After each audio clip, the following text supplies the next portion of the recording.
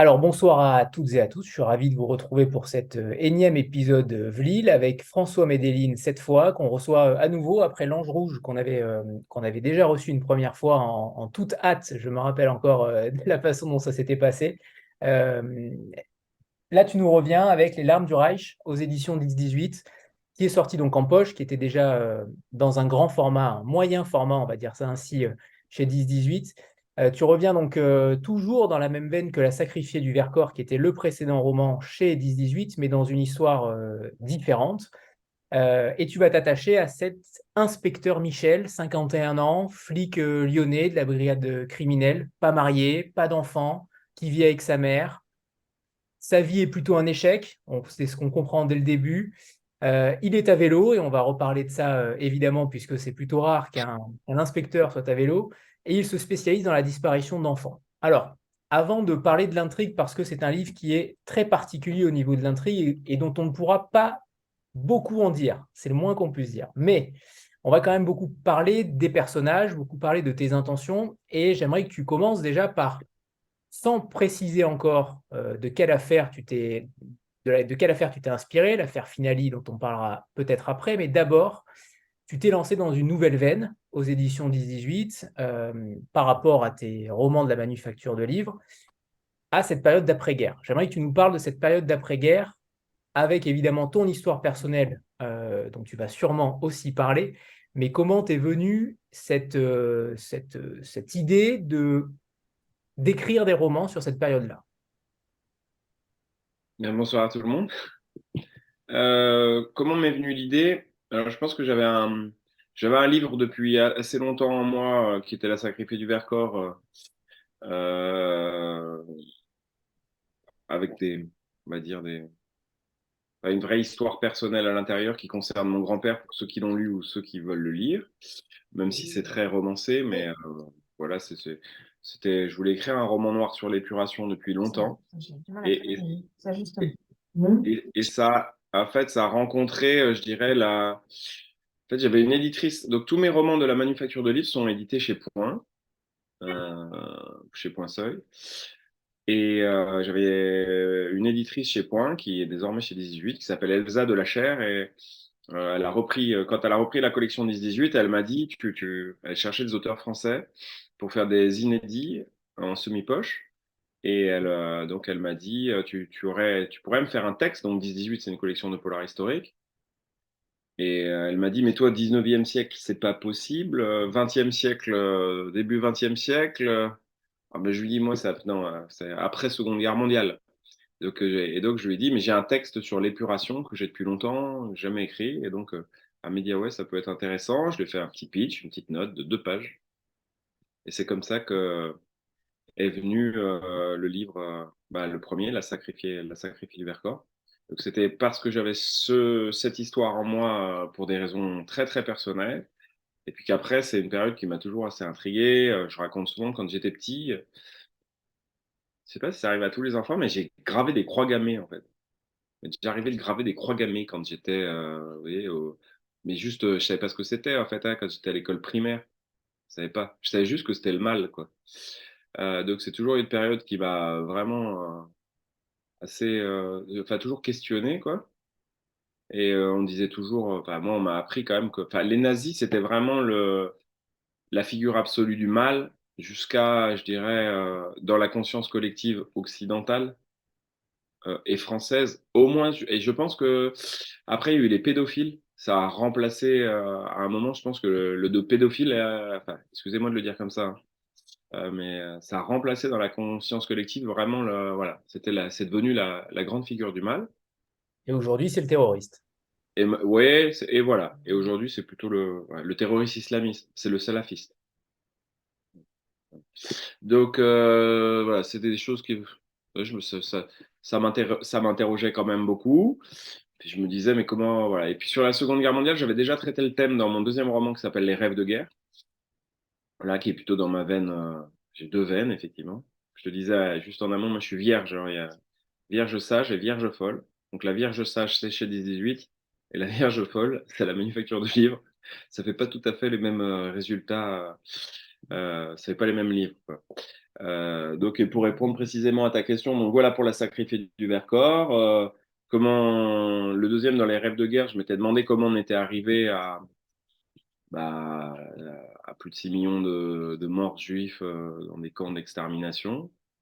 Alors, tu as Et dit les rêves puis, de guerre. Tu as dit les... ouais, non, mais oui, ouais, là, c'était dans les rêves de guerre. Et en fait, là, dans le livre, je me disais, en fait, je m'étais dit, c'est le sommet de l'humanité. En fait, on m'avait vendu ça comme la barbarie, mais la barbarie, être barbare, c'est tuer un juif au couteau. Mais par contre, pour en tuer plus de 6 millions, il faut pas être seulement barbare, il faut d'autres choses, en fait. Et je me suis dit, bah, il faut peut-être, en fait, ce qui caractérise le plus notre civilisation, c'est-à-dire la rationalité, parce que, en fait, ce qu'on fait, s'ils ont pu, je pense que si les nazis ont pu tuer autant de juifs, c'est parce qu'en fait, ils ont utilisé à ce qui est la matrice de notre civilisation, quoi, la rationalité. Ils ont numéroté des gens, ils ont fait des baraquements bien carrés, ils ont mobilisé la science, l'industrie, ils ont industrialisé le crime de masse, quoi.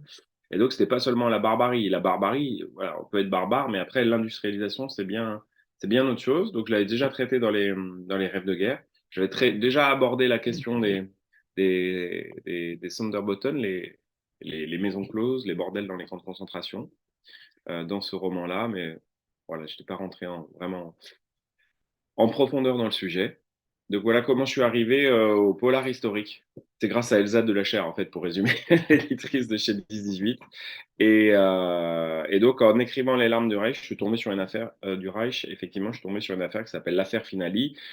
Que, on peut pas dire du tout qu'elle soit adaptée dans Les larmes du Reich, mais en fait, ça m'a permis de traiter la question des enfants juifs cachés. Il y en a beaucoup qui en ont été sauvés. Puis il y a une infime minorité d'enfants juifs qui n'ont pas été rendus, dont les enfants Finali, dans la région de Grenoble.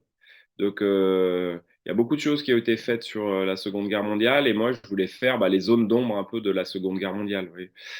Parce que on m'avait toujours dit qu'on avait gagné la Seconde Guerre mondiale, la France, avec l'aide des Anglais et des Américains, grâce à notre résistance intérieure.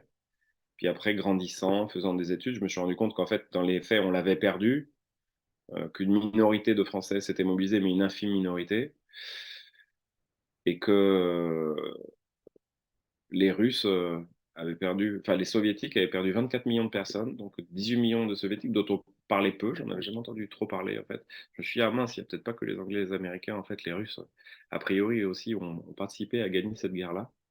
Donc voilà, ça me permet d'étudier, vous voyez, les zones d'ombre. Donc par exemple, pour être plus précis, c'est sur l'épuration, c'est les gentils résistants, quoi. C'était la figure, voilà.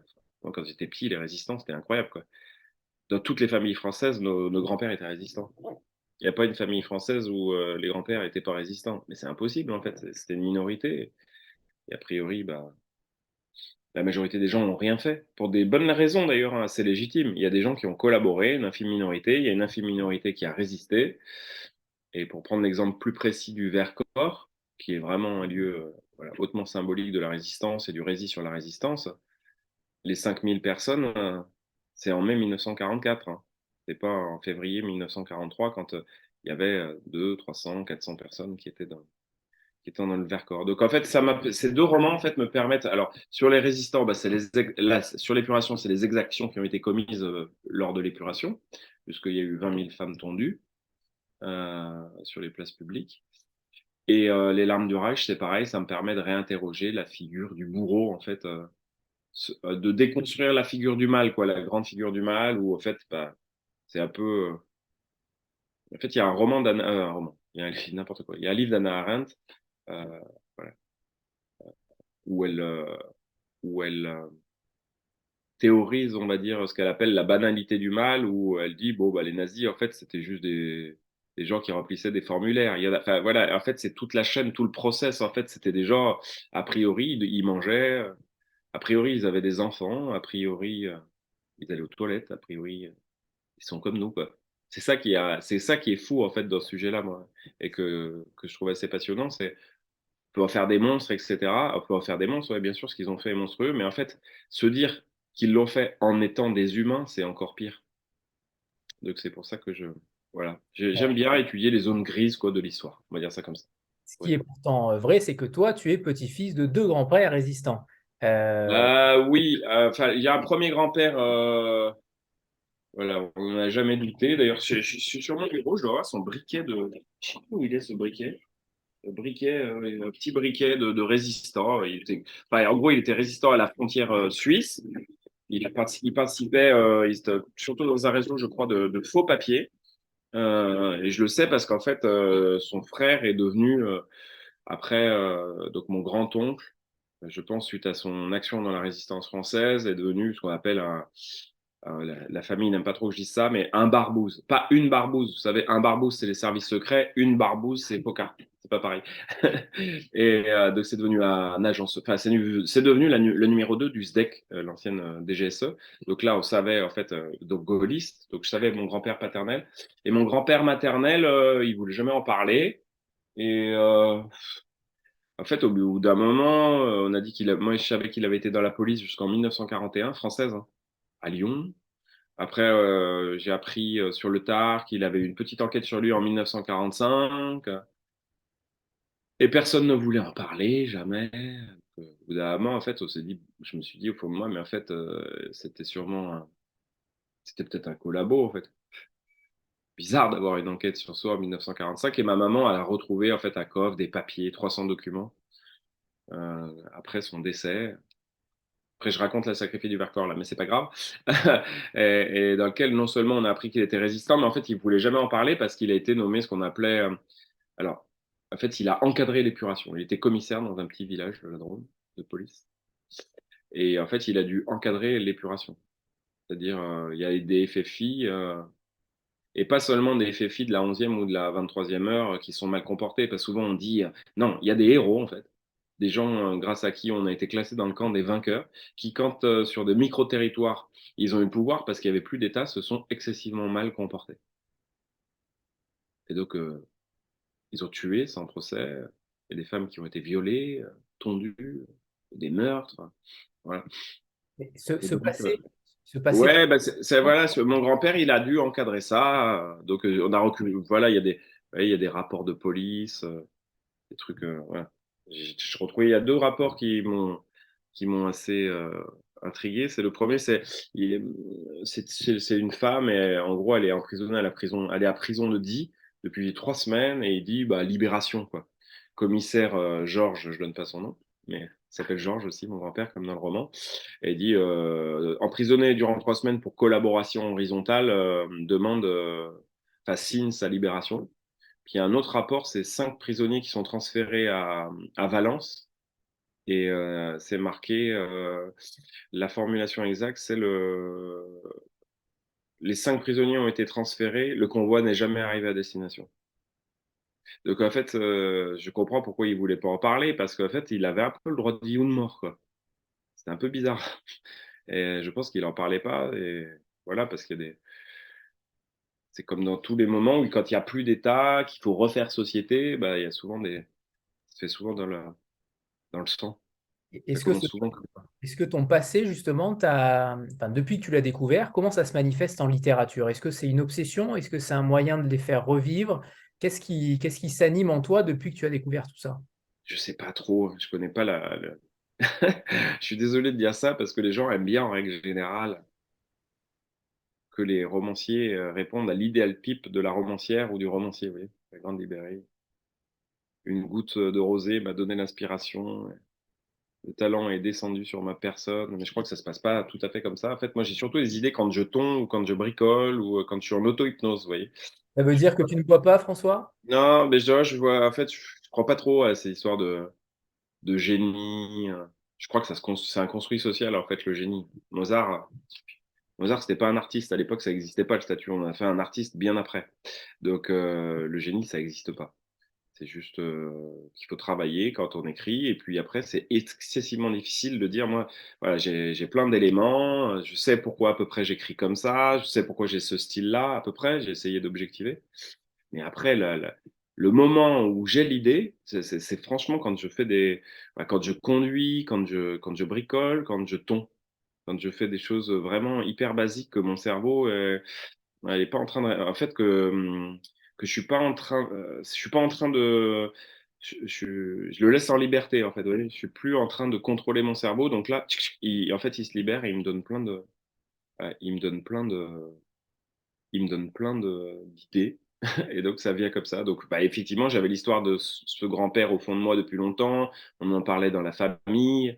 Et puis, bah, voilà, un jour, bah, l'opportunité s'est présentée parce qu'une éditrice est venue vers moi pour que je produise un texte et que j'avais ce texte en moi et que donc, du coup, bah, je l'ai écrit.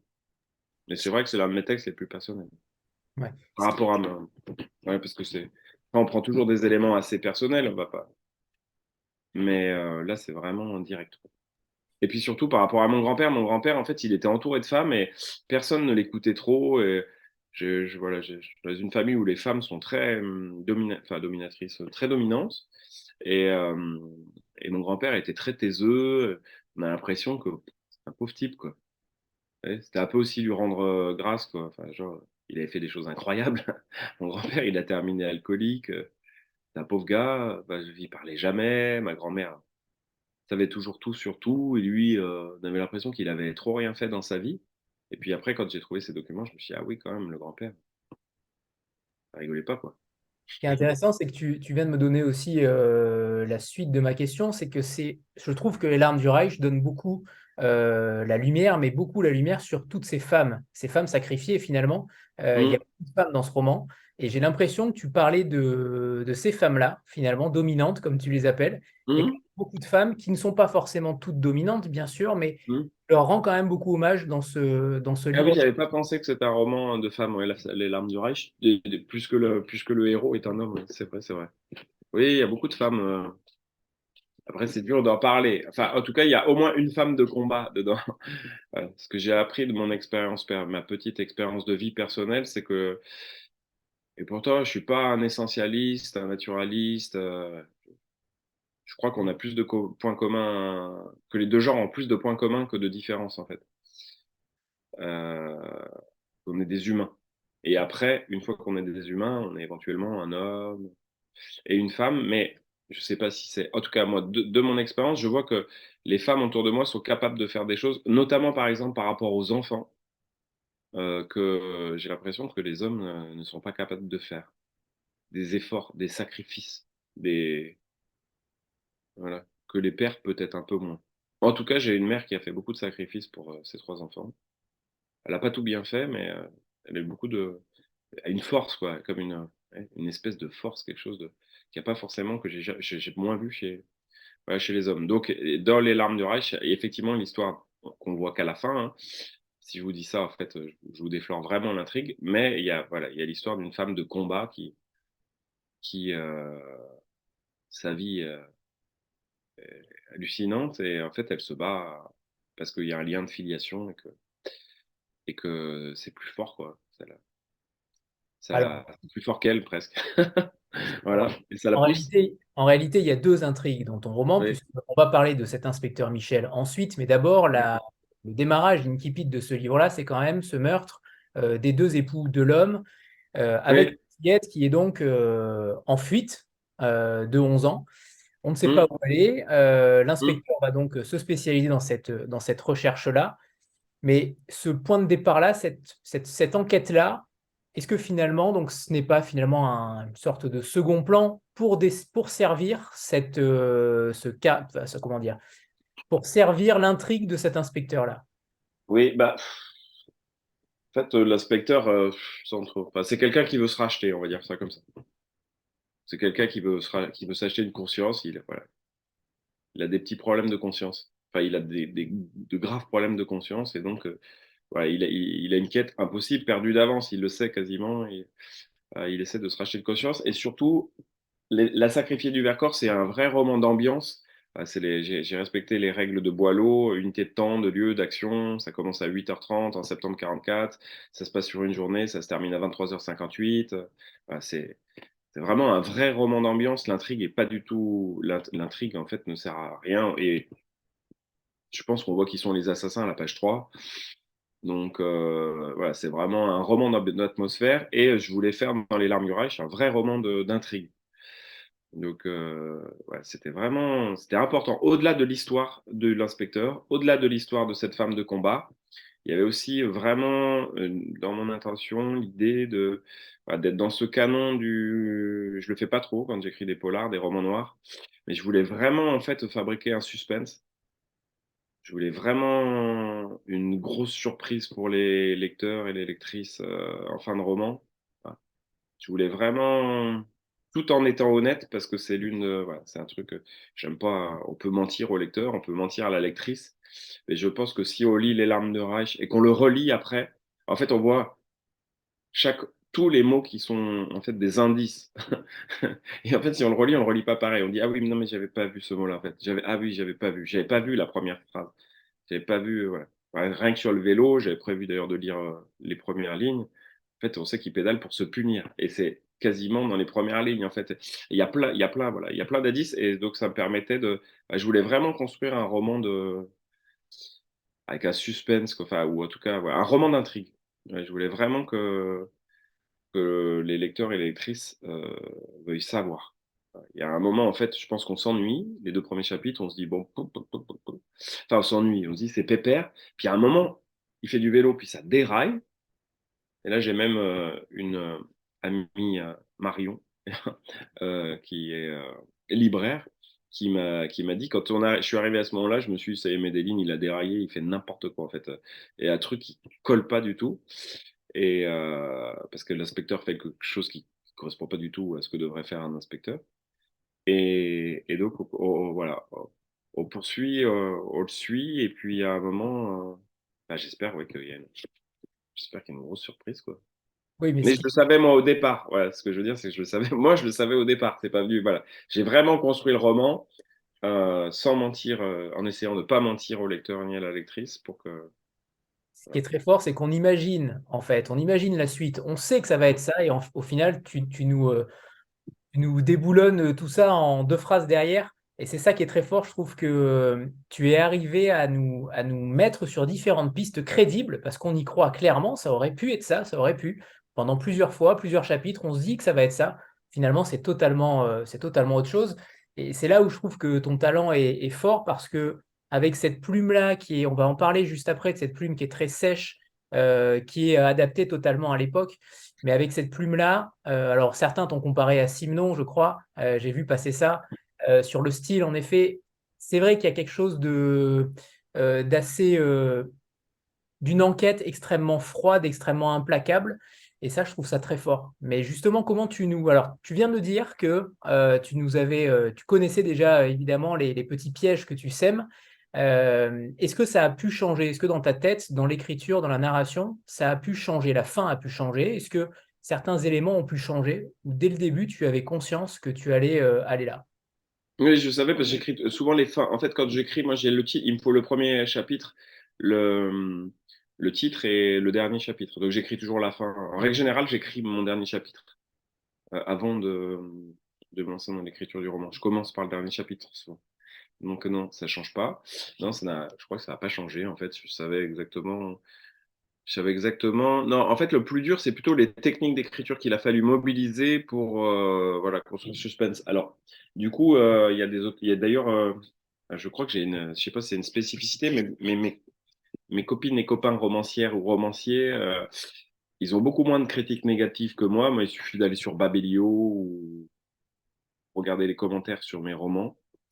On va dire qu'il y a 25% des gens qui lisent mes livres qui détestent mes romans, qui n'adhèrent pas du tout au style. Voilà, qui trouvait hyper, surtout sur les 2 romans de polar historique, hyper froid, aucune émotion. En gros, c'est les techniques d'écriture qui sont celles du roman nord-américain. Vous avez sans doute lu ou au moins entendu parler de Hamed, de Chandler. Jean-Patrick Manchette en France utilisait voilà, la même technique d'écriture. On appelle ça, alors c'est un peu savant, le behaviorisme, mais en gros c'est de la littérature comportementaliste. Ça veut dire qu'on rentre jamais dans la tête des gens, c'est non psychologisant. Et ça peut s'apparenter à du scénario, sauf qu'il y a quand même, c'est écrit, il y a une démarche artistique. Donc en gros, on décrit. Moi, mes personnages, ils ouvrent des portes, ils mangent du civet de lapin, ils pédalent. Et puis après, il y a des dialogues, mais en fait, ils se disent jamais que. Ils n'ont jamais mal. Ils disent pas qu'ils aiment. Voilà, il n'y a pas de, il y a pas de sentiment. Donc, en fait, c'est aux lecteurs et aux lectrices de se dire, se construire la psychologie du personnage juste en ayant du descriptif et des dialogues, sachant que les dialogues donnent beaucoup d'indices quand même sur la psychologie, pour le coup, des personnages. Alors pourquoi j'ai utilisé cette technique d'écriture-là, et c'est très adapté, je crois, aux larmes du Reich, parce que justement, comme on n'est pas dans les pensées de... On n'est pas dans les pensées de l'inspecteur. Parce qu'à partir, si je suis dans les pensées de l'inspecteur, je suis obligé de mentir au lecteur et à la lectrice tout le long du livre. Parce que, enfin, ou lui ment. Enfin, je veux dire, si je dévoile l'intérieur de son cerveau, c'est fini. Il n'y a plus de livre, en fait. Il est fini à la page 1. Donc, voilà, j'ai utilisé ça. Je fais que décrire ce qu'il fait. Il y a les dialogues. Je laisse quelques indices quand même. Notamment, j'invite les lecteurs et les lectrices qui l'ont pas lu à bien regarder la marque de ses chaussures et la provenance, la marque de son vélo et le pays d'origine. Et la personne auquel il se réfère et qu'il aime bien, qui est un pilote de chasse, qui n'est pas un pilote de chasse. Je n'en dis pas plus, mais voilà. Il y a quand même 3 indices dans le premier chapitre où normalement, en fait, les 3 pays, normalement, on doit comprendre à peu près, quoi. Voilà. Et je pense qu'il y a beaucoup de gens qui l'ont lu ici, donc je me permets de, je me permets de le dire. Mais donc, ce qui est super important, je pense, pour moi, en tout cas, c'est vraiment parce que j'écris pour écrire. Je l'avais déjà dit quand on avait parlé de l'Ange Rouge. J'écris plus pour écrire que pour raconter des histoires. Donc, moi, j'aime bien, voilà, j'aime bien m'imposer des contraintes. Donc là, la contrainte, c'était de la ligature behavioriste. On rentre pas dans la tête des personnages. Et donc, ça me permet de construire, de décrire et de construire un twist final que j'espère fort et réussi et surprenant, quoi. Voilà. Alors, Donc, sur plus que cette, l'histoire, plutôt les techniques d'écriture. Moi, je me focalise plus là-dessus, bizarrement. Ouais. Et après, il y a des gens, je le sais, qui n'aiment pas du tout. Et quand je fais des festivals, j'ai des retours très négatifs. Il y a même des gens qui viennent me voir, ça m'arrive fréquemment, et qui me disent, j'ai pas du tout accroché à votre truc, là. bon, ce qui peut être courageux en un sens, mais, mais Non, mais on vient me le dire fréquemment. Non, mais il n'y a pas un festival, on vient pas me le dire. Et je vois mes collègues à côté, on vient pas leur dire. ouais, c'est surprenant. C'est surprenant Euh, parce que c'est plutôt non, une bah, équipe, c'est comme ça, c'est pas grave. Non, non, mais je le prends pas mal du tout en plus, ça. Après, je sais que c'est particulier, quoi. Il y a des gens qui adhèrent pas, quoi. Des gens qui aiment pas du tout. Pour en revenir à ce personnage-là de l'inspecteur, j'ai trouvé une scène aussi qui est plusieurs scènes dans le livre qui se répètent, c'est quand il est dans le miroir et qu'il s'ausculte. Ouais. C'est ce prisme-là, j'ai trouvé ça extrêmement subtil parce que tu nous décris ce personnage à travers le reflet de son miroir. Ça, j'ai trouvé ça fort parce qu'au final, en effet, tu ne rentres pas dans sa tête, mais il est quand même avec nous. Ouais, bah, le fait qu'il se regarde un peu bizarrement comme ça traduit, je pense, rien que la description traduit son problème de conscience. On voit bien qu'il a un vrai souci, le garçon, avec lui-même, quand même. Ouais. C'est pour ça que je pense que j'ai écrit cette scène-là comme ça. Après, il y a les scènes de prière, etc. Et à un moment, on voit bien qu'il quand même, il a un vrai enfin, il a un souci. Et après, j'aurais pu le faire avec d'autres techniques d'écriture où, voilà, et je disais qu'il se sentait pas bien, qu'il se sentait mal, qu'il avait du remords, qu'il avait. Mais en fait, moi, je préfère. Et puis, il y a une règle. Alors, je sais plus qui a dit ça, mais enfin, c'est le truc en américain. Mais moi, je suis nul en anglais. Mais c'est au mieux. Je préfère montrer que dire. Voilà. Je trouve ça plus fort parce qu'en fait, c'est à la lectrice ou au lecteur de se dire, bah, d'interpréter en fait.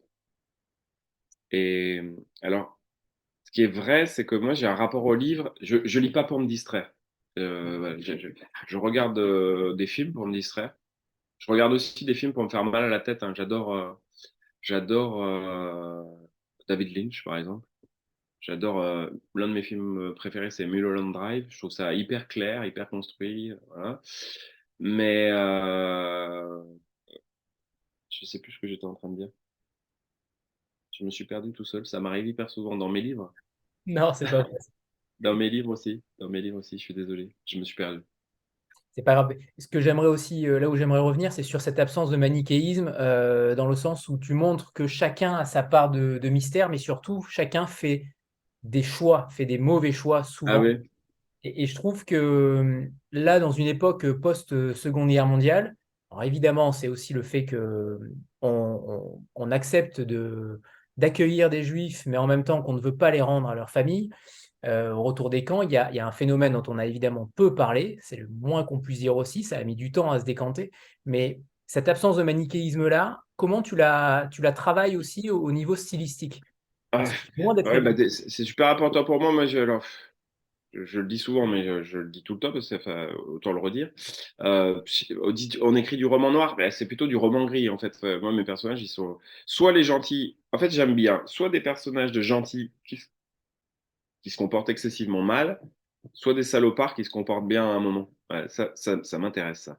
Voilà. Et quand je suis tombé sur l'affaire Finali, puisque tu l'as évoqué tout à l'heure, donc en gros, c'est des bonnes sœurs à Grenoble, elles ont sauvé des centaines d'enfants juifs. C'est des héroïnes de l'histoire. Personne ne fait ça. La Gestapo débarquait, elles étaient mortes. Euh, donc, qui a sauvé des juifs? En gros, c'est les chrétiens, les juifs et les communistes. En gros, pour résumer, c'est dans ces réseaux-là qu'on a sauvé le plus, de juifs. Donc, c'est la congrégation Notre-Dame de Sion à Grenoble donc ils ont sauvé des centaines et des centaines d'enfants juifs. Et pour deux d'entre eux, incroyable quoi, enfin deux d'entre eux, donc les parents sont envoyés à Auschwitz, meurent, la tante vient chercher les deux gosses, et là, donc ces héroïnes de l'histoire décident de ne pas rendre les enfants. Incroyable, dire mais pourquoi on les rendrait? Ah bah, c'est notre famille, puis ils sont juifs. Ah bon? Bon, on va les baptiser. Regardez, ils sont catholiques. Donc on va pas vous les rendre, puis on va les planquer dans plein de couvents en France, etc., jusqu'au Pays Basque espagnol. Et en fait, ce qui est dingue, c'est que c'est hyper dur parce que en fait, elles ont sauvé plein d'enfants. C'est des gens c'est des gens de bien, quoi. C'est incroyable, quoi. Et moi, c'est vraiment ça, ça m'intrigue parce que ça m'intrigue pas. Parce que, je te trouve, c'est une permanence de la condition humaine, quand même, quoi. Voilà, il y a on n'est pas, on est ni blanc ni noir tout au long d'une même journée, nous, à notre petite échelle. On peut très, très bien se comporter, faire, on peut par exemple faire je sais pas, moi, des tribunes ou s'exprimer publiquement sur des personnages publics, sur les enfants ou c'est quand on est un homme sur le rapport aux femmes, et puis après moins bien se comporter dans l'intimité. Voilà. Par exemple, moi je suis contre la violence sur les enfants. Mais il m'est arrivé déjà de gifler mes gosses. Ça m'est déjà arrivé. Ouais. Donc, alors, c'est peut-être basique et terre à terre, mais du coup, bah, dans mes personnages, j'aime bien aussi voilà, cette complexité de l'humain, quoi. C'est pas, bah, ouais, on fait pas que des choses bien, et donc ces bonnes sœurs ont fait des choses atroces, alors que c'est des horribles de l'histoire. Et puis il y a des gros salauds, qui sont des gros salauds, et puis je sais pas si vous avez des connaissances, par exemple, des gens racistes. Je sais pas si vous en avez. Et puis, il peut y avoir des gens racistes qui font du bénévolat dans les clubs sportifs et qui s'occupent de petits arabes gratuitement, en fait. Il y en a plein, hein. Il y en a plein dans nos clubs sportifs. Je dis, mais c'est dingue, en fait, comment c'est possible. Ils s'occupent de petits Français, hein, je veux dire, mais avec des noms arabes. Je dis, ah bah ouais, mais c'est dingue, en fait, ils sont dingues. Il y a des gens qui votent Marine Le Pen et qui s'occupent de gosses dans les clubs de foot.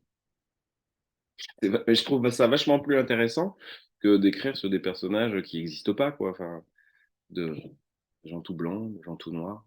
Ouais. Et donc, du coup, c'est pour revenir à ce qu'on disait sur les nazis, par exemple, bah voilà, c'est ça, quoi. Ah non, en fait, ils avaient des enfants, ils partaient en vacances, ils se comportaient bien avec leurs petits-enfants, ils leur faisaient des câlins, etc. Mais bon, par contre, ils ont mis en place la solution finale. C'est dingue, quand même, quoi. Je suis estomaqué, en fait. Et je trouve ça hyper intéressant à traiter, ouais, sur le fond. Et après, bah, stylistiquement, je sais pas. Alors ça, pour répondre à ta question précisément, comme ça, comment je le traduis stylistiquement, je sais pas. C'est vraiment une question de fond, ça. C'est mes personnages, ils sont plutôt gris. Et tous mes personnages sont plutôt gris, en règle générale. J'ai très très peu de personnages purs. Comme je Si, t'en peut-être dans Les Larmes du Rail, j'en ai eu. Ouais, la femme, je pense qu'elle est très très pure, voilà, la femme de combat. Je reviens sur un passage que tu as écrit et sur l'après-guerre, parce que je trouve que c'est un passage qui illumine bien aussi ce que tu veux démontrer. Euh, Elle ne veut pas entendre parler de la victoire. Tout ça est faux. Les héros ont tué des innocents. Ils ont tondu des femmes, tuées pour des raisons vraies et pour d'autres plus viles, des fois pour la rancœur, des fois pour un lopin de terre, des fois pour rien, pour prouver qu'ils étaient des braves. C'est ça en fait. J'écris bien. Oui, c'est ça, si tu le dis, oui, oui, oui. Oui, non, mais c'est ça, ça répond. Enfin, voilà, oui, c'est ce que. Mais après, je sais pas si j'ai raison, hein, mais je me dis. Après, quand j'ai écrit La Sacrifiée du Vercors, c'est marrant parce qu'il y a 3 livres. Je les ai lus après avoir écrit La Sacrifiée du Vercors, enfin, ou pendant, pour un. En fait, il y a 3 livres à la toute fin de la Seconde Guerre mondiale qui sont un peu construits comme La Sacrifiée du Vercors sur du temps très court, etc.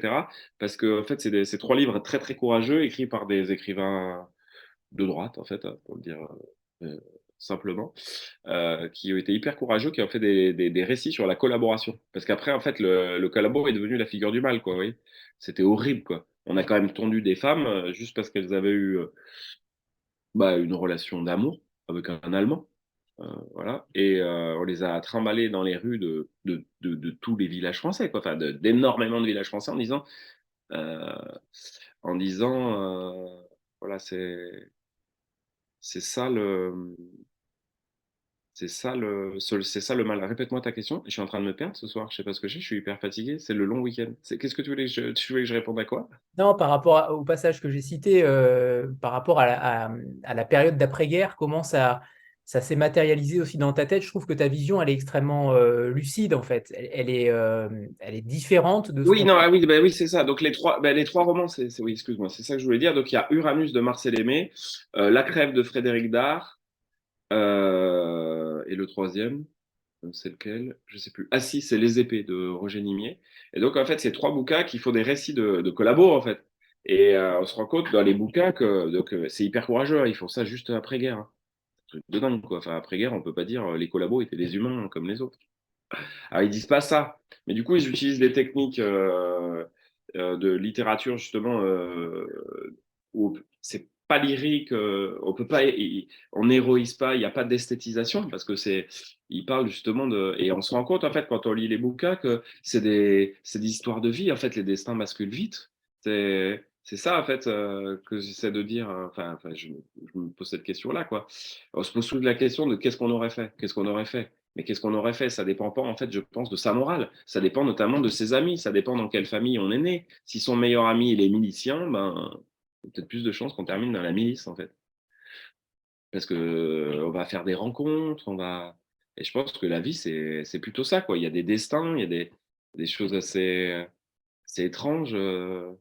Il y a des parcours de la Seconde Guerre mondiale où il n'y a pas que des pierres brossolettes, vous voyez, des gens recta qui, quand ils sont arrêtés par la Gestapo, se jettent par la fenêtre, puis ils se foutent sur le balcon, alors ils se relèvent pour être sûrs de se tuer. Ça, c'est hyper rare. Il y en a un sur des millions, des gens comme ça.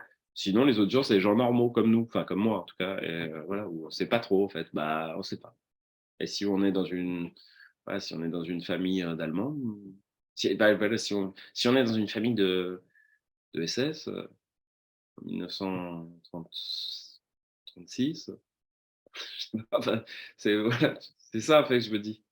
Je crois que la vie, ça tient à des bricoles, puis ça bascule vite. Et après, a posteriori, on réécrit l'histoire. Donc moi, j'essaie de faire des romans, justement, critiques du grand récit national, qui est on a gagné la guerre avec les Anglais et les Américains, et d'essayer d'aller par des trajectoires de personnages plutôt gris, de réinterroger le réel, on va dire ça comme ça, comment ça aurait bien pu se passer et de le faire un peu plus crédible que ce qu'on nous a raconté, de le faire un petit peu plus crédible. Ça me semble un peu plus crédible, comme je l'ai raconté dans mes romans, même si j'ai jamais foutu les pieds, puisque je vivais pas à cette époque-là, que comme on me l'a appris, quoi. Le grand récit national, c'est une blague. Que tu étais même renseigné sur la météo de l'année 1951. Apparemment, c'était une année extrêmement pluvieuse, de ce que j'ai compris. Oui. Mmh. Tu es quand même allé loin dans le détail de tout ce que tu as construit, que ce soit les Oui. marques que ce soit les marques d'armes, que ce soit tous les éléments, tout le décor, tout le décorum que tu y mets. J'ai l'impression que tout est véritablement très travaillé, très documenté aussi. Alors, peut-être que je suis passé à côté de certaines grosses erreurs, mais je pense pas. Mais Euh, mais après, j'ai comment double correction par 2 correctrices d'ailleurs. Donc, en règle générale, les anachronismes, etc., elle les voit. Ouais. Et les problèmes de marque, ouais. Et on a des gens, enfin, c'est comme je disais tout à l'heure, les gens sont attachés à l'idéal type du romancier ou de la romancière qui travaille tout seul, etc. Mais c'est plutôt une œuvre collective, en fait. Enfin, effectivement, on est seul, mais après, il y a des gens on a un éditeur ou une éditrice qui édite, qui disent, faudrait fusionner ces 2 personnages, ou faudrait couper. 20% du texte, ou faudrait, voilà, donc on n'est pas tout seul. Et puis, et donc on a des gens qui regardent tout ça. Alors pourquoi j'y attache assez d'importance, c'est parce que, en fait, quand on a un espèce de pacte avec le lecteur ou la lectrice, un pacte de vraisemblance, en fait, quand on est romancier ou romancière. Et si on écrit une scène de médecine légale, par exemple, ça m'est déjà arrivé dans l'Ange Rouge, par exemple, bah, il y a un légiste qui peut me lire. Donc j'ai fait relire par un ami médecin la scène de légiste. Il y a un moment, j'ai mis frottement, je sais pas quoi, il m'a dit, mais démarre-braison. C'est pas dans le Larousse, mais j'ai utilisé le terme démarre-braison. Et comme ça, si la légiste lit, il voit, c'est le bon mot, et il se dit pas, oh là là, c'est faux. Parce que dès qu'il y a un lecteur ou une lectrice qui se dit, ah, c'est faux, ça sonne faux, c'est mort. En fait, la lectrice, le, le, le- la lecture est foutue. Donc, je sais pas, je peux avoir quelqu'un qui étudie le climat en 1951, un climatologue, et qui sait que c'est une année où il y a eu de grosses inondations, un historien, notamment dans la Drôme, parce que ce livre a pu être lu dans la Drôme, donc il y a eu des grosses inondations dans la vallée du Rhône. Donc, bah, voilà, je m'attache à ce que ce soit réel. Et puis, bah, après, oui, je fais des recherches. Je veux que mon inspecteur il ait une marque de chaussures au pied. Bah voilà, je regarde ASICS, hop, oui, ça existait. Effectivement, c'était le pays. C'est comme ça que je fonctionne, et j'essaie d'être précis, mais c'est plutôt pour respecter le pacte de vraisemblance avec le lecteur et la lectrice. Et puis après 1951, je voulais vraiment être très très précis, parce que ce roman commence le 21 mars 1951, le jour du printemps en fait, et c'est le jour de naissance de ma mère. Donc je voulais être, ouais, je voulais juste être super précis. Il me semble que tous tes romans ont comme point commun la région lyonnaise, il me semble. Ouais. À part Ouais. tuer Jupiter, mais oui. Mais celui-là, il sera peut-être un jour d'actualité. Non, parce que c'est pas un livre c'est pas du tout un appel au maire du président de la République. C'est un Euh, livre sur l'hypercommunication. Non, mais je le dis parce que souvent on me pose la question. C'est juste un livre à lire entre les lignes sur la société de l'hypercommunication, et j'ai juste pris un prétexte. Mais On en avait déjà parlé. ouais. Mais oui, le terreau lyonnais, c'est Ouais. ce que tu maîtrises le mieux. C'est aussi là où tu peux y insérer Ouais. des parts historiques, des Ouais. détails plus précis. Oui. Il y a C'est ma pas- ville. C'est ma ouais. ville. Même si désormais j'habite dans la Drôme. Enfin, j'ai fait la moitié de ma vie dans la Drôme et la moitié de ma vie à Lyon, où je suis né. Et ouais, je suis déjà très très attaché à cette ville-là. Après, j'aime particulièrement un auteur qui a une ville, euh, ouais, qui est Los Angeles. Donc j'aime bien cet attachement. C'est plutôt anglo-saxon. En France, un peu moins. Bah, si, on a ISO avec Marseille, on a quand même des auteurs. Voilà, on a des villes. Mais je pense que déjà, je suis très très attaché à cette ville. J'aime beaucoup cette ville. J'aime bien. Bah, dans l'Ange Rouge, c'est quasiment le personnage principal du roman. Et puis après aussi, je pense que je suis feignant. Donc, moi, je pourrais pas écrire de la SF, ce genre de truc là où il faut tout inventer. C'est des dingues, quoi. Enfin, c'est un truc de fou, quoi. Faut toujours être en. Parce que si j'écris sur Lyon, c'est plus simple, quoi. Je connais les lieux. Je sais pas trop. Je sais pas trop. Oui, Sorges et Lyonnais, ouais. Et Chalon, non, je lis en dessous. Et donc, du coup, bah, c'est souvent moi que j'utilise. Des fois, d'ailleurs, ma mère n'avait pas compris au début pour encore parler d'elle. En général, quand il y a. Ouais, je dis. Je crois qu'une fois, il y a. Ouais, je cherchais. Et c'était mort. C'est une mère morte, date. Bah, j'avais mis sa date. En fait, j'avais pensé mère, hop, j'avais le 21 mars en tête, j'avais dû foutre le 21 mars comme ça, mais c'est quand même bizarre, en fait, c'est quelqu'un qui est une mère morte le 21 mars. Bah, c'est simple, en fait, sinon, il faut que j'invente une date. Alors, ça me prend super longtemps, parce que quand j'ai une date de mère, en général, je mets le 21 mars. Si j'écris sur une ville, bah, je mets Lyon. C'est plus simple parce que je connais la ville. Et après, je pense, non, mais je le dis pour sourire, mais je pense que c'est réel, en fait. C'est véridique. C'est parce que, bah, voilà, je suis dans la littérature réaliste quand même. Voilà, je fais du roman noir, plutôt réaliste. Donc,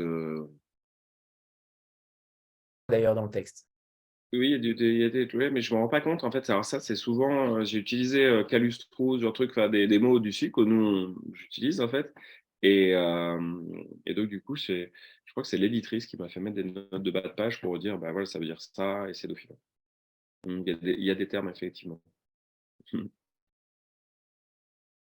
véritable enquête, entre guillemets, puisqu'aujourd'hui, on sait que les enquêtes policières sont quand même évidemment dirigées avec une maître de la reine des preuves, c'est l'ADN. Là, tu reviens à quelque chose, à une époque évidemment où il n'y en avait pas, à une véritable enquête. Est-ce que pour toi, justement, la véritable enquête policière, c'est celle-ci? C'est celle qui date d'avant la période de l'ADN? Bon, ça va enfin, après, moi, ça me fatigue, tous les trucs, dès qu'il y a trop de téléphones et tout, c'est super dur, en fait. Déjà, on peut non, mais c'est pas en tout cas, oui, pour les polars, oui. Pour le genre, oui. Après, non, pas dans la réalité, mais oui, pour les polars, oui, parce que en fait, on n'a plus de bouquins Ah, sinon, vous pour les voyez? polars, Enfin, on peut évidemment. plus, on s'envoie un SMS et le livre, il est mort. Tandis que sans les téléphones portables, on peut faire un livre de 200 pages. Donc, c'est con de les mettre, en fait, ils peuvent pas appeler, il faut qu'ils voyagent, il faut qu'ils aillent chercher, il n'y a pas de mail. C'est vachement, c'est vachement mieux. Non, non, mais j'aime pas, j'ai écrit très peu de romans sur. J'aime pas ça, je crois que j'aime pas trop l'époque déjà. Et, je sais pas, ouais, des romans avec des téléphones portables, et cetera, ça me saoule, quoi. Donc, je crois que j'ai mis de la clé USB. Bon, alors le prochain se passe en 2012. Tu es Jupiter, il y a quand même pas mal de choses actuelles, mais je préfère être dans les années 80-90. Je me sens bien à l'aise dans cette époque-là. Et je pensais pas être capable de faire l'après-guerre, mais ça m'a plutôt intéressé. Ça t'a mis en appétit? Est-ce que ça va continuer justement cette période? Ouais, oh bah oui, il y aura un troisième roman, voilà, ça c'est sûr, Ok. qui est sur le. Bah, c'est toujours pareil, zone d'ombre.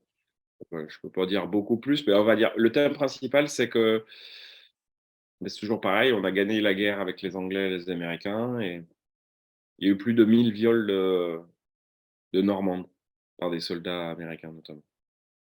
Blancs qui n'ont pas eu de procès, et noirs qui ont eu des procès. Donc, on s'est dit: «Tiens, des soldats noirs qui violent des blanches». Voilà.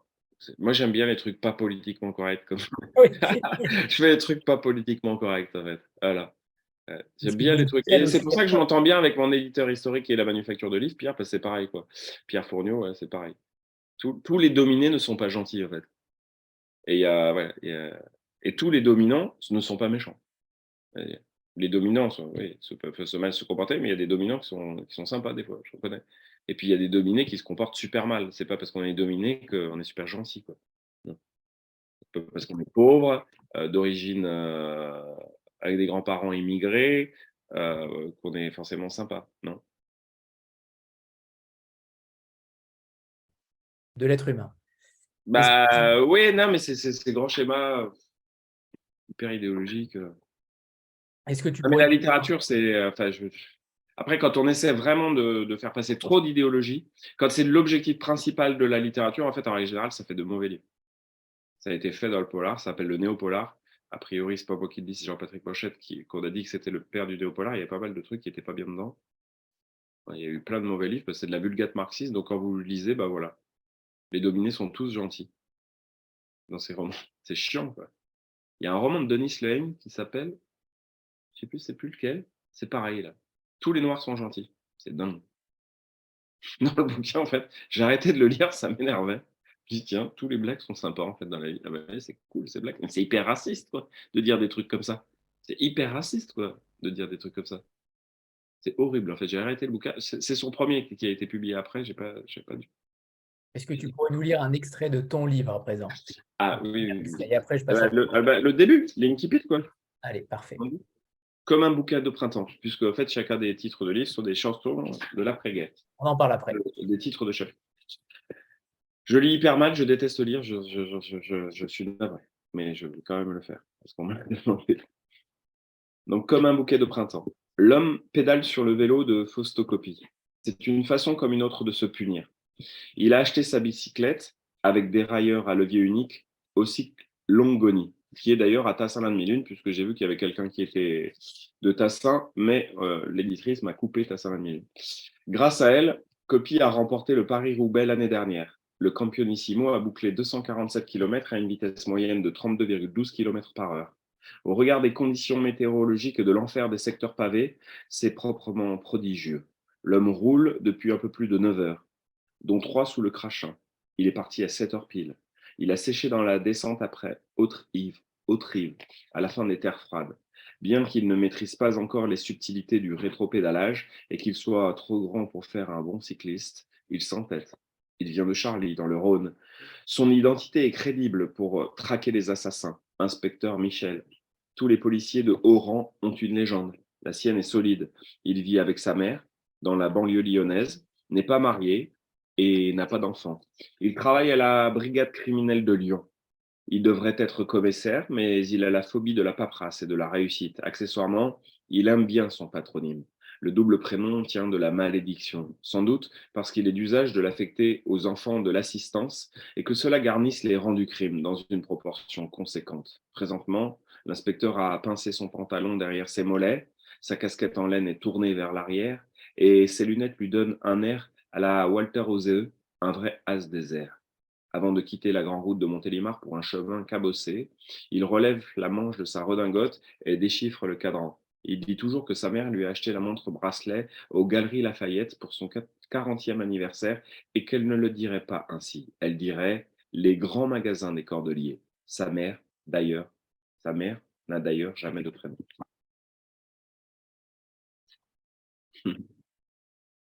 Voilà, à Sophie. C'est parti pour la photo. 3, 2, 1. Pardon, je me suis trompé. C'est bon, parfait, merci. Sophie, c'est à toi. Bonsoir tout le monde, vous m'entendez? Oui, Super, bonsoir François, bonsoir à tout le monde.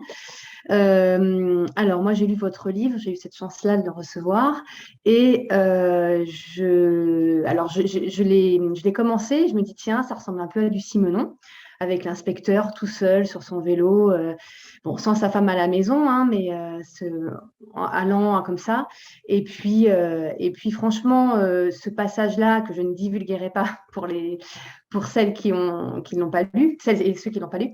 Moi, ça m'a complètement. C'est incroyable. Votre livre est incroyable en fait, parce que en même temps, donc ce passage-là, on s'y attend absolument pas parce que, en effet, il pédale. Alors oui, on se dit que, en effet, peut-être qu'il a des choses à se reprocher, mais quoi? On ne le sait pas. Et c'est une part de l'histoire que je ne connaissais absolument pas. C'est pas forcément ce qu'on apprend à l'école. C'est pas forcément dans les livres d'histoire, tout ça, mais en tout cas, moi, j'ai beaucoup aimé cette façon d'aborder en fait ce pan de l'histoire et puis avec cet homme-là qui est seul et comment dire, ouais, une sorte de rédemption, enfin pas de rédemption, mais quand il pédale, quand il est sur son vélo et tout, on sent l'effort, et puis on se demande en fait où vous voulez en venir. Il y a un moment, je me dis, mais où est-ce qu'on y va? On va, et puis bah, tout s'enchaîne. Et moi, c'est une belle découverte. Franchement, c'est une super découverte, en tout cas. Votre roman, c'est le premier que je lis de vous. Et j'ai. C'est bon, il y en a 5 autres. le Mais en tout cas, commercial, voilà. le mec qui pense. Voilà, en tout cas, merci parce que c'est important aussi de parler des choses comme ça moi je ne connaissais pas. Voilà, merci. Bah, c'est très gênant, mais c'est très sympathique à vous de le dire. Mais je rajoute, en fait, alors, l'inspecteur s'appelle Pierre, je le dis, le roman est dédicacé à Pierre Fourniot, qui est mon éditeur, et en fait, il est cycliste. Donc, je m'étais dit, lui, il sait pourquoi il pédale. Voilà. Je l'avais déjà utilisé dans mon premier roman, c'était un sale enfoiré de type qui violait des enfants en Afrique. C'était horrible. Chaque fois, il me dit c'est sympa ce personnage, celui-ci il est super sympa ce personnage. Là, du coup, je me suis dit je vais lui faire un personnage très très positif, un vrai personnage. Donc voilà, mon éditeur à la manufacture de livres, il pédale beaucoup, il part en vacances, il fait la Corse, il va dans le Vercors. Il pédale et j'ai trouvé, donc j'ai précisé au départ, et puis je me suis assez vite rendu compte que ça marchait bien, notamment parce qu'à un moment ça déraille, et puis en fait c'est un pénitent, donc il s'inflige une douleur pour expier, oui, effectivement. C'est vraiment ça. En fait, c'est un chemin de croix son truc, quoi. Il y avait une question tout à l'heure sur le titre, justement, Les larmes du Reich. C'est vrai qu'il est à double. Comment dire?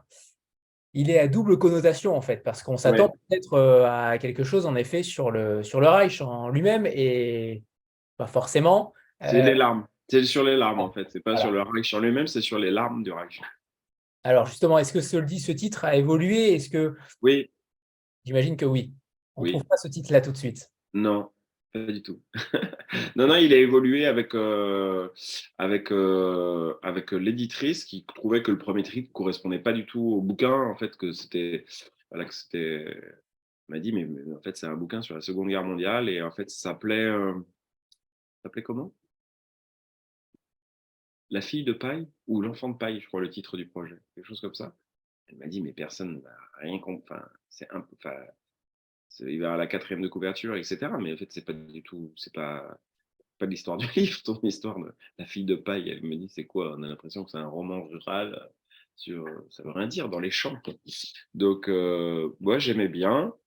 Après, bah voilà, elle a souhaité que ce soit plus direct. Puis elle me dit, bah ouais, je lui dis, ouais, on discutait, on était au restaurant avec Elsa de la Chair, donc, et d'ailleurs mon autre éditeur, Pierre Fournier.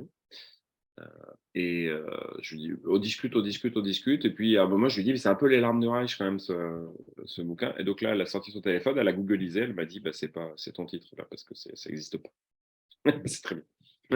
Et c'est comme ça que ça s'est passé. Elle m'a dit, bah, ça correspond exactement au livre. Et c'est vrai que ça correspond exactement au livre, puisque voilà, on ne peut pas déplorer l'affaire, mais l'intrigue, mais quand on a lu le livre, c'est vraiment le bouquin, quoi. C'est moi qui l'ai trouvé, mais l'éditrice m'a fait changer le titre. Et en règle générale, je prends 98% de ce que me disent les éditrices ou les éditeurs. Voilà. Très bien. Jean-Marc? Oui, bonsoir François. Bonsoir Jean-Marc. Merci d'être avec nous. Je te tutoie parce que la dernière fois qu'on s'était croisés, effectivement, on en était là.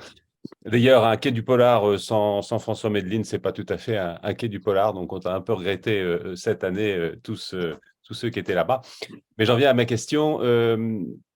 Tu as parlé tout à l'heure du côté vierge, justement, en fait, des deux angles et qu'on retrouve dans ton écriture. Il y a effectivement rien de commun entre les larmes du Reich et Tuer Jupiter. C'est deux approches complètement différentes, deux thèmes complètement différents, deux écritures. On en a parlé un peu tout à l'heure, autant dans les polars historiques, c'est volontairement distant et réservé, et tu as expliqué pourquoi effectivement tu faisais ça, autant c'est davantage exubérant quand on est dans l'approche politique. Est-ce que c'est en fait de continuer comme ça à écrire sous ces des angles très très différents, c'est un trait de ton caractère, c'est un exercice de style, c'est quelque chose que tu veux continuer ou peut-être dévier vers plus l'un ou plus l'autre, ou voilà, comment tu vis en fait avec ces deux vies d'écrivain qui m'apparaissent moi assez différentes quand même. Et est-ce qu'il y a eu l'idée peut-être d'utiliser un pseudonyme? Ça aurait pu se poser peut-être. Un autre pseudonyme. Oui, un autre. C'est déjà un pseudonyme. Non, je crois que c'est constitutif de ma personne. Non, je suis comme ça en fait. Je suis pas tout le temps la même personne. Enfin, en tout cas, je suis la même personne avec très peu de gens sur Terre, quoi. Ça, c'est sûr. Il y a des gens qui me connaissent vraiment. Il faut vraiment que je sois en confiance pour être. Sinon, je suis jamais la même personne. Je m'adapte aux interlocuteurs. Donc, non, après, voilà, je pense que j'ai un côté hyper exubérant en moi et un côté hyper sage avec mes lunettes, gentil. Voilà. Et puis, j'ai un côté un peu plus foufou pour les gens qui me connaissent. Un peu plus sauvage, voilà. Mais je suis vierge quand même, voilà. Je suis vierge fauge et vierge sage, mais je reste vierge. Donc, pour répondre plus précisément à ta question, il y a des lecteurs et des lectrices qui me disent quand même qu'ils reconnaissent. Ils voient que c'est moi, même sur du polar historique. Je crois que c'est une question de volume, en fait. C'est juste que je lâche plus les chevaux. Mais en fait, je me mets des grosses contraintes au moment où je commence un bouquin, voilà. Et j'en sors jamais, quoi. Voilà. Si le point de vue, si c'est littérature objet, behavioriste, etc. Enfin, des contraintes hyper fortes. Donc, je sors jamais. Mais j'ai juste l'impression, en fait, que je retiens plus les chevaux quand je fais du polar historique et que je lâche tous les chiens quand je fais les chevaux, on dit. Mais là, c'est les chiens, des fois.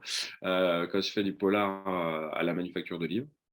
Bah, ça correspond aussi aux attentes des éditeurs et des éditrices avec qui je bosse, parce que je pense que Pierre Fournier, il aime bien ce côté de mon écriture, même si je pense qu'il préférerait parfois que je lâche.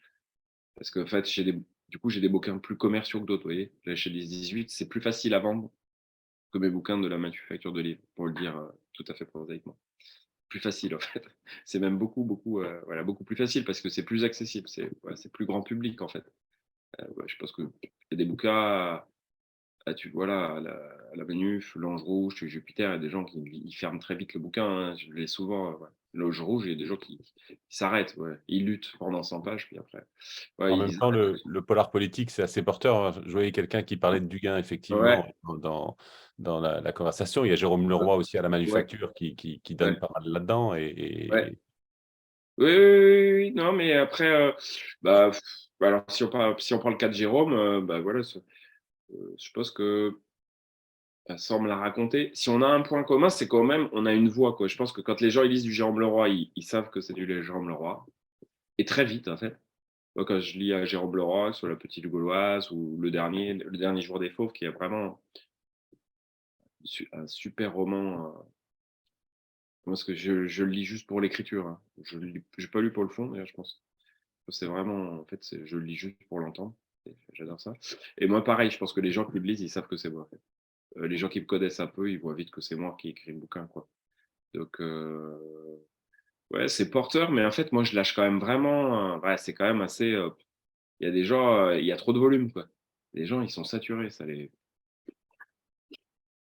Ah non, ils n'ont plus envie, quoi. Trop vulgaire, trop d'informations en signe. Surtout trop d'informations en signe, en fait. C'est des questions de densité. Voilà. Moi, mon premier bouquin, si certains le lisent, La politique du tumulte, bah, faut un peu s'accrocher. Moi, j'adore James Ellroy. Il faut un ch'touille s'accrocher, quoi. En 2 phrases, il y a 652 informations. Quand vous lisez Les larmes du Reich, en 2 phrases, il n'y a pas 652 informations. Quoique, j'en mets quand même pas mal que je dissimule. Il y a déjà une forme de densité. Mais je pense que déjà, c'est très dense. Euh, Beaucoup de personnages, à parler. Et puis après, je pense qu'il y a le style, quoi. Moi, j'ai ce style-là bah, pour plusieurs raisons. C'est parce que j'ai lu pas mal parce que je lis de la littérature du roman noir, parce que j'ai lu James Ellroy. Une écriture assez référencée parce que je fais un doctorat de sciences politiques et qu'en fait, j'ai lu beaucoup de sociologie, de philo, etc. Ouais, et les livres avec les notes de bas de page, là. Voilà. Donc, j'ai des romans assez denses, très référencés. Et puis un peu à côté assez populo aussi gouailleux parce que non pas que je sois issu des classes populaires, même si que j'ai appris en tout cas à jouer à la balle coincée dans les bars licence 3 du sud de Lyon où il n'y avait pas trop de riches. Mais surtout parce que je lisais pas mal de presse people quand j'étais adolescent. J'aimais vraiment ça, quoi. J'aimais vraiment lire Voici. Et si on sait que j'aimais lire Voici, on comprend un peu pourquoi j'aime James Ellroy et du coup, on voit le voyeurisme, etc. de mes bouquins, quoi. Et j'aimais lire Voici parce qu'il y a 3 niveaux de lecture. Donc, en vrai, c'est vrai que les gens super intelligents qui pensent qu'il n'y a qu'un niveau de lecture, mais il y a au moins 3 niveaux de lecture dans Voici. Et on voyait bien, en fait, que les journalistes se marraient, quoi. J'adorais, c'était souvent super bien écrit. Et j'aimais bien, je lisais vraiment Voici. Et je faisais les mots croisés. Tout le monde disait, ouais, mais je prends Voici pour les mots croisés. Il m'arrivait de faire les mots croisés, mais en fait, j'aimais bien lire les articles aussi. Donc, j'ai lu et donc, je pense que c'est comme ça que j'ai ce style-là. Donc, pour répondre précisément à ta question, je crois qu'en fait, j'ai à peu près les mêmes démarches, sauf que je ne m'impose pas les mêmes contraintes artistiques, voilà, les mêmes contraintes. Voilà, sur les larmes du Reich, j'avais des contraintes. L'éditrice, elle m'a dit, tu ne me fais pas Medellin. Elle me dit, l'éditrice, elle me dit, tu mets 20% de Medellin. C'est ça qu'elle m'a dit, Elsa. Elle m'a dit, et parfois, elle m'a dit, quand j'ai envoyé le premier chapitre de La Sacrifiée du Vercors, elle m'a dit, tu vois les références du premier chapitre? C'est les références de tout ton roman. Elle m'a dit, j'en veux plus une autre là. En fait, tu me les reprends dans tous les livres. Mais en fait, c'est trop déjà. Et elle m'a dit, je suis fatigué. Donc, les contraintes, c'était moins de personnages, un plan simple, un livre d'environ 200-250 pages, ouais, format série noire, voilà, ouais, plus souple. Donc, du coup, quand on veut faire un livre comme ça, c'est plus souple, quoi. Et puis, les contraintes de Pierre Fournier, je ne peux pas les dire parce que Pierre Fournier, c'est pas possible. Quand on a décidé de tuer Jupiter, il m'a dit, quand je lui ai dit l'idée, il m'a dit, c'est direct, quoi. Aucun éditeur dirait, moi, si on tuait Macron, il m'a dit, direct, quoi. Je l'ai vu, il m'a dit, c'est ton truc, je lui ai raconté pourquoi le faire, il m'a dit, c'est super. Personne n'aurait publié ce bouquin, quoi. Il y a des bouquins, mon prochain bouquin, il n'y a que Pierre Fournier qui peut le publier. Ceux qui sortent en janvier, c'est impossible. Je sais que les autres ne le publieraient pas. C'est rare Ah, d'entendre un écrivain aussi lucide, euh, aussi proche de la réalité dans son discours. Est-ce que c'est pas ça qui pénalise parfois justement ce que tu bien sûr écris? que si. Bien évidemment, si. Pourquoi les autres auteurs le font pas? Pourquoi les autres auteurs ne sont pas aussi, je vais Parce pas que peut-être qu'ils généraliser, sont pas. Non, mais peut-être que c'est vrai. Peut-être qu'eux, ils ont été touchés. Enfin, ceux qui sont vraiment dans cette figure de. Oui, peut-être qu'ils ont été touchés par la grâce un jour. Peut-être que ça existe. Peut-être que je me trompe. Peut-être qu'en fait, ça existe. Peut-être qu'ils étaient sous la petite baguette de la fée. Je sais pas. Non, je sais pas. Je sais pas vous dire. Oui, je déteste j'aime pas mentir, moi. C'est un gros défaut. Hein, parce que c'est bien dans la vie, il faut mentir. Parce que sinon, on fait trop souffrir les gens. Mais du coup, là, je suis plutôt quelqu'un d'honnête. Ouais. Enfin, je dis ce que. Déjà, non, en fait, c'est pas ça. C'est que je réfléchis en parlant. Moi, c'est ma façon de réfléchir. Donc, en fait, tout ce qui passe, ça passe d'abord par ma bouche avant de passer par mon cerveau. Donc, du coup, je suis honnête. C'est après, je me dis, merde, tu aurais pas dû dire ça. Je dis souvent, mon éditeur ne voudrait pas que je le dise maintenant. L'éditrice ne voudrait pas que je le dise. Mais bon, bah, je vais vous le dire quand même. Voilà, ça s'est décidé comme ça. Les histoires de titres, par exemple, il faudrait pas que je le dise. Faudrait que je dise, bah voilà, je me lève tous les matins, j'ai un rituel, j'écris tout ça derrière. Voilà, oui. j'ai euh, le petit tampon buvard de mon grand-père, et voilà, mon petit rituel, etc. Et mais qu'est-ce que vous voulez que je vous dise? J'en ai pas de rituel, j'ai pas de. Je pense pas avoir été touché par la grâce, je pense que personne ne l'est. Mais c'est pas de moi, hein, c'est de William Faulkner, quoi. Vous voyez, c'est 1% de talent et 99% de travail, disait-il. D'ailleurs, ça me fait penser à quelque Donc, chose. si c'est vrai pour William Faulkner, je dis calmez-vous, les gens, a priori. Calmez-vous. Hein, on se souviendra peut-être de William Faulkner dans 2 siècles, mais pas de vous, en fait, ni de moi. Ou peut-être, mais a priori, non. Alors, ça me fait penser justement à cet inspecteur qui découvre certains livres dans la maison des Delhomme, comme Le Capital Hum. de Marx. Et il en déduit qu'il est communiste. Est-ce que notre bibliothèque dit ce que nous sommes, ce que nous votons, ce en quoi nous croyons? Est-ce que ta bibliothèque dit qui tu es, François? Bah oui, ah, vous voyez qu'un côté, mais en fait, là, j'ai 2000 séries noires. Un peu, ouais. Ouais, je crois bien, ouais. Ah ouais. Ah bah oui, quand même, hein. Parce que du coup, j'ai toute la. Là, j'ai l'intégrale de James Ellroy. Ah oui, j'ai l'intégrale de James Ellroy. Là, donc ça dit bien placé, juste à côté de mes romans. Donc ça dit un peu de qui j'aimerais être, en tout cas. Après, j'ai pas mal de littérature classique, en fait, parce que j'en ai lu pas mal. Donc, je sais pas, qu'est-ce qu'il y a? La Métamorphose, La cantatrice chauve de Ionesco. Ouais, donc ça dit pas mal, quoi. L'arrache-cœur de Boris Vian. J'ai des trucs comme ça. Mais Colomba de Mérimée. Roger Nimier, Le Hussard Bleu, oui, ça dit pas mal de moi. Et puis après, il y a 1700 séries noires. Voilà. Que j'ai pas tous lus, c'est juste mon père qui nous a offert, donc j'ai des étagères Bibi avec des séries noires, doublées. Ouais, je sais pas, ouais, je dis maintenant 1800, 1600, 1700, enfin, je sais plus compter, mais j'en ai énormément. Alors, j'ai pas tout, j'ai tous les petits trucs de ma grand-mère, les trucs, la Gare Michard, c'est les tout petits bouquins de théâtre classique, etc., que j'ai lu aussi pas mal de. Et donc, ouais, en tout cas, ça dit pas mal enfin, ça dit pas mal du romancier que je suis, en tout cas, je crois. Ouais. Peut-être pas forcément de moi, mais en fait, ça dit beaucoup de ce que j'écris, oui, je crois. Ouais, ouais. Et après, j'ai des copains aussi. Non, j'ai des trucs bien. J'aime bien. J'ai aussi pas mal de la manufacture de livres. Ouais, j'ai pas mal de romans de manufacture de livres. J'ai pas mal de beaux livres de la manufacture de livres, donc ça dit aussi pas mal de ce que je suis, ça, pour le coup. Est-ce que c'est important de trouver un éditeur qui vous fait confiance, qui vous donne une chance de, de publier? Il déteste que je dise ça, mais maintenant ça va mieux. Avant, quand je vendais 600 bouquins, mon deuxième roman, je l'ai vendu à 643 exemplaires. Donc il voulait pas, ça faisait un peu loser quand je disais pendant 10 ans, j'ai pas trouvé d'éditeur. Mais maintenant ça va, je peux le dire, ça fait putain, le mec il est honnête. Ouais, j'ai cherché un éditeur pendant 10 ans et j'ai mis 10 ans pour le trouver. Donc c'est vrai que ça a changé ma vie. Là, c'est pas que ma façon d'écrire, etc. Voilà, j'ai rencontré des personnes, je suis très attaché à Pierre Pourniot. à la maison d'édition, etc. Ça a changé ma vie, ça. Et je trouve Mais, que, je crois que le livre a été écrit en amont de la oui, guerre en Russie, et il y a un passage qui est évidemment que trop bien d'actualité. L'inspecteur n'a jamais compris ce peuple, le seul à brûler sa terre et ses c'était maisons. mon deuxième passage que j'avais Ah, choisi. pardon, alors je te le laisse alors. Je te le laisse. Tu me Non, le laisses? ouais, bien Non, non, sûr. mais vas-y, j'aime pas lire, mais en fait, je veux lire. Parfait. Alors, Alors, c'est le chapitre, elle faisait tourner toutes les têtes. C'est un tout petit peu plus long. La Russe ressemble à une Russe. Elle rince le linge de lavoir derrière la bicoque que son mari a rafistolée. Elle a un fort accent, une voix grave. Elle roule l'air. L'accent russe est comme l'allemand. Il suffit de lui ajouter de l'amour et du chagrin. L'inspecteur n'a jamais compris ce peuple, le seul à brûler sa terre et les maisons. Les Russes ne respectent pas les règles de la guerre et préféreront toujours l'enfer à la défaite. Ils ont fait pareil avec Napoléon.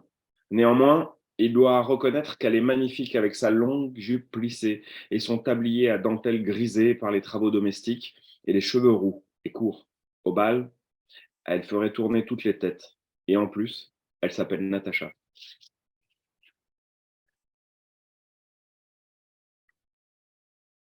prémonitoire, entre guillemets, même si, enfin, prémonitoire et en même C'est un personnage qui a vraiment existé dans la réalité. En fait, c'est que j'en ai beaucoup entendu parler de cette d'une femme. Voilà, c'était quelqu'un qui était avec un garçon de ferme qui s'appelait Marc, comme dans le bouquin d'ailleurs, qui était, c'était des amis de mes grands-parents. Et en fait, voilà, c'était lui, il s'était rencontré justement dans un camp parce que lui, il avait été envoyé STO et puis il avait ramené sa russe, voilà, à Cray, dans la Drôme. Là où se passe, parce que le début du roman, c'est la ferme de ma mère. Enfin, de ma mère. C'est la ferme familiale des arrière-grands-parents, en fait. À Pérambert, là où ma mère habite. sûr, est-ce que ce sont les deux véritables protagonistes de l'affaire Finali? Non, non, pas du tout. Non, pas du tout, parce que c'est pas l'affaire Finali. Donc, mais non, pas du tout. Je crois que l'éditrice, elle cherchait quelque chose qui rappelait la sacrifice du Vercors. C'est ça, oui, voilà. Ouais, voilà. Donc là, sacrifice du Vercors, vous le voyez? Le sacrifice du Vercors, en fait, à Bouca, il faut savoir que le plus important quand vous n'êtes pas star, quand vous appelez pas Michel Houellebecq, quoi, c'est-à-dire quand les gens ils achètent juste parce qu'ils connaissent votre nom, et ben c'est la couverture en fait, c'est 60% du vote. Donc par exemple, je suis désolé d'être honnête, l'éditrice dirait mais tais-toi, en fait, là, en fait ce livre-là a bien marché parce qu'il y avait cette femme. Oui. Donc les gens le prenaient en fait. Voilà. Et c'est pas pour des logiques commerciales, mais un peu quand même, je pense. Elle voulait en fait qu'on retrouve un peu, je pense, que ce soit un écho du premier roman. Donc, les graphistes de chez 10-18 ont fait des propositions. Et quand elle m'a montré, je trouvais ça vraiment bien. Je trouvais ça bien. Puis bon, ça reflète surtout l'intérieur du livre, plus que l'affaire finale, je crois. Ouais. Il y a une mère, il y a une femme et sa fille, quoi. Enfin, Et- et- Est-ce que justement, avec les éditions 10-18, alors il y a un troisième livre, en effet, donc il y a une sorte de trilogie lyonnaise, on va dire ça ainsi. Est-ce qu'il y a une volonté aussi de s'inscrire dans une époque différente, mais de continuer justement à travailler sur ces zones d'ombre de manière plus pérenne sur le long en tout cas, j'en ferai 3, ça c'est sûr, sur les cendres de la Seconde Guerre mondiale. Voilà, ça c'est sûr. Et après, est-ce que je continuerai le polar historique? Je n'ai pas trop de plans de carrière, c'est dommage. Voilà, je n'aime pas trop refaire les mêmes livres. C'est rare que je fasse deux romans aussi proches, en fait. Hein. La Sacrifice du Vercors et Les Larmes de Rage, c'est des romans proches, quand même. Enfin, proches, dans la façon d'écrire. Moi, donc, après, pas du tout dans les thématiques et pas du tout dans la construction. C'est proche, mais moi, j'aime bien faire des choses assez différentes. On voit que c'est moi qui les écris, mais j'aime bien me lancer des défis, voilà, de renouveler de bouquin en bouquin. Ce qui n'est pas très bien, parce qu'en fait, si vous voulez vendre des livres, il faut faire une série policière avec un héros récurrent, qui se passe, si possible, en Islande. Oui, non, non, mais c'est vrai parce que donc je vous disais tout à l'heure, moi j'ai pas un rapport très et c'est là où je m'étais perdu. J'ai pas un rapport. En fait, moi je lis des bouquins je lis pas pour me distraire. Ouais. Je lis plutôt pour me faire mal à la tête, réfléchir. Donc, en fait, j'écris, et il y a plein de gens qui lisent, et c'est tout à fait légitime, des livres pour se distraire, en fait. Lis pas des livres pour forcément se faire mal à la tête. Moi, je crois que j'écris plutôt de la littérature qui essaie de soulever qui fait réfléchir, quoi. Je crois pas écrire des livres super distrayants. Je crois pas. C'est pas de la littérature de distraction. Déjà, il faut être hyper attentif. Si vous ratez 2 lignes, vous avez perdu le bouquin, c'est mort, quoi. Enfin, surtout ceux à la manuf, c'est dilué, l'information capitale est diluée au milieu de 500 autres infos. Si vous lisez vite, vous êtes paumé. Donc, ouais, oui, je répondais à l'autre question. Du coup, ça m'a permis d'oublier celle-ci. Non, mais je suis revenu. Je me suis dit, ah, mais oui, c'est ça que je voulais dire. Donc voilà, j'écris des bouquins plutôt, je crois, non distrayants. Et l'éditrice dirait, mais arrête de dire des trucs comme ça, en fait, c'est non commercial. Mais c'est vrai, je pense que j'ai pas une littérature, voilà, tout de suite, on se dit pas, ah, on a passé une journée de boulot merdique, on va se mettre au lit avec une bonne tisane, et on va passer un bon moment. Non, c'est pas ça. Faut pas du tout lire du livres, faut lire d'autres trucs, quoi. Non, mais plus cool, quoi. J'ai pas un truc, c'est quand même. Non, mais Et alors, oui, on reparle des titres de chapitres parce que les titres de ouais, chapitres sont issus donc, de chansons oui, célèbres oui, d'après-guerre, oui. qu'évidemment beaucoup ne connaissent pas, je Moi pense. non plus, je les connaissais pas, j'ai fait des recherches. Alors justement, cette playlist-là, comment elle s'est organisée? Est-ce que tu es tombé amoureux aussi de certaines? Bah, J'imagine. j'ai écouté, voilà, j'ai fait des recherches, qu'est-ce qu'il y avait, j'ai sélectionné, je les ai écoutées, celles que j'aimais bien, je me disais, hop, c'est bien, puis comme ça ça me donnait la tonalité du chapitre, hop.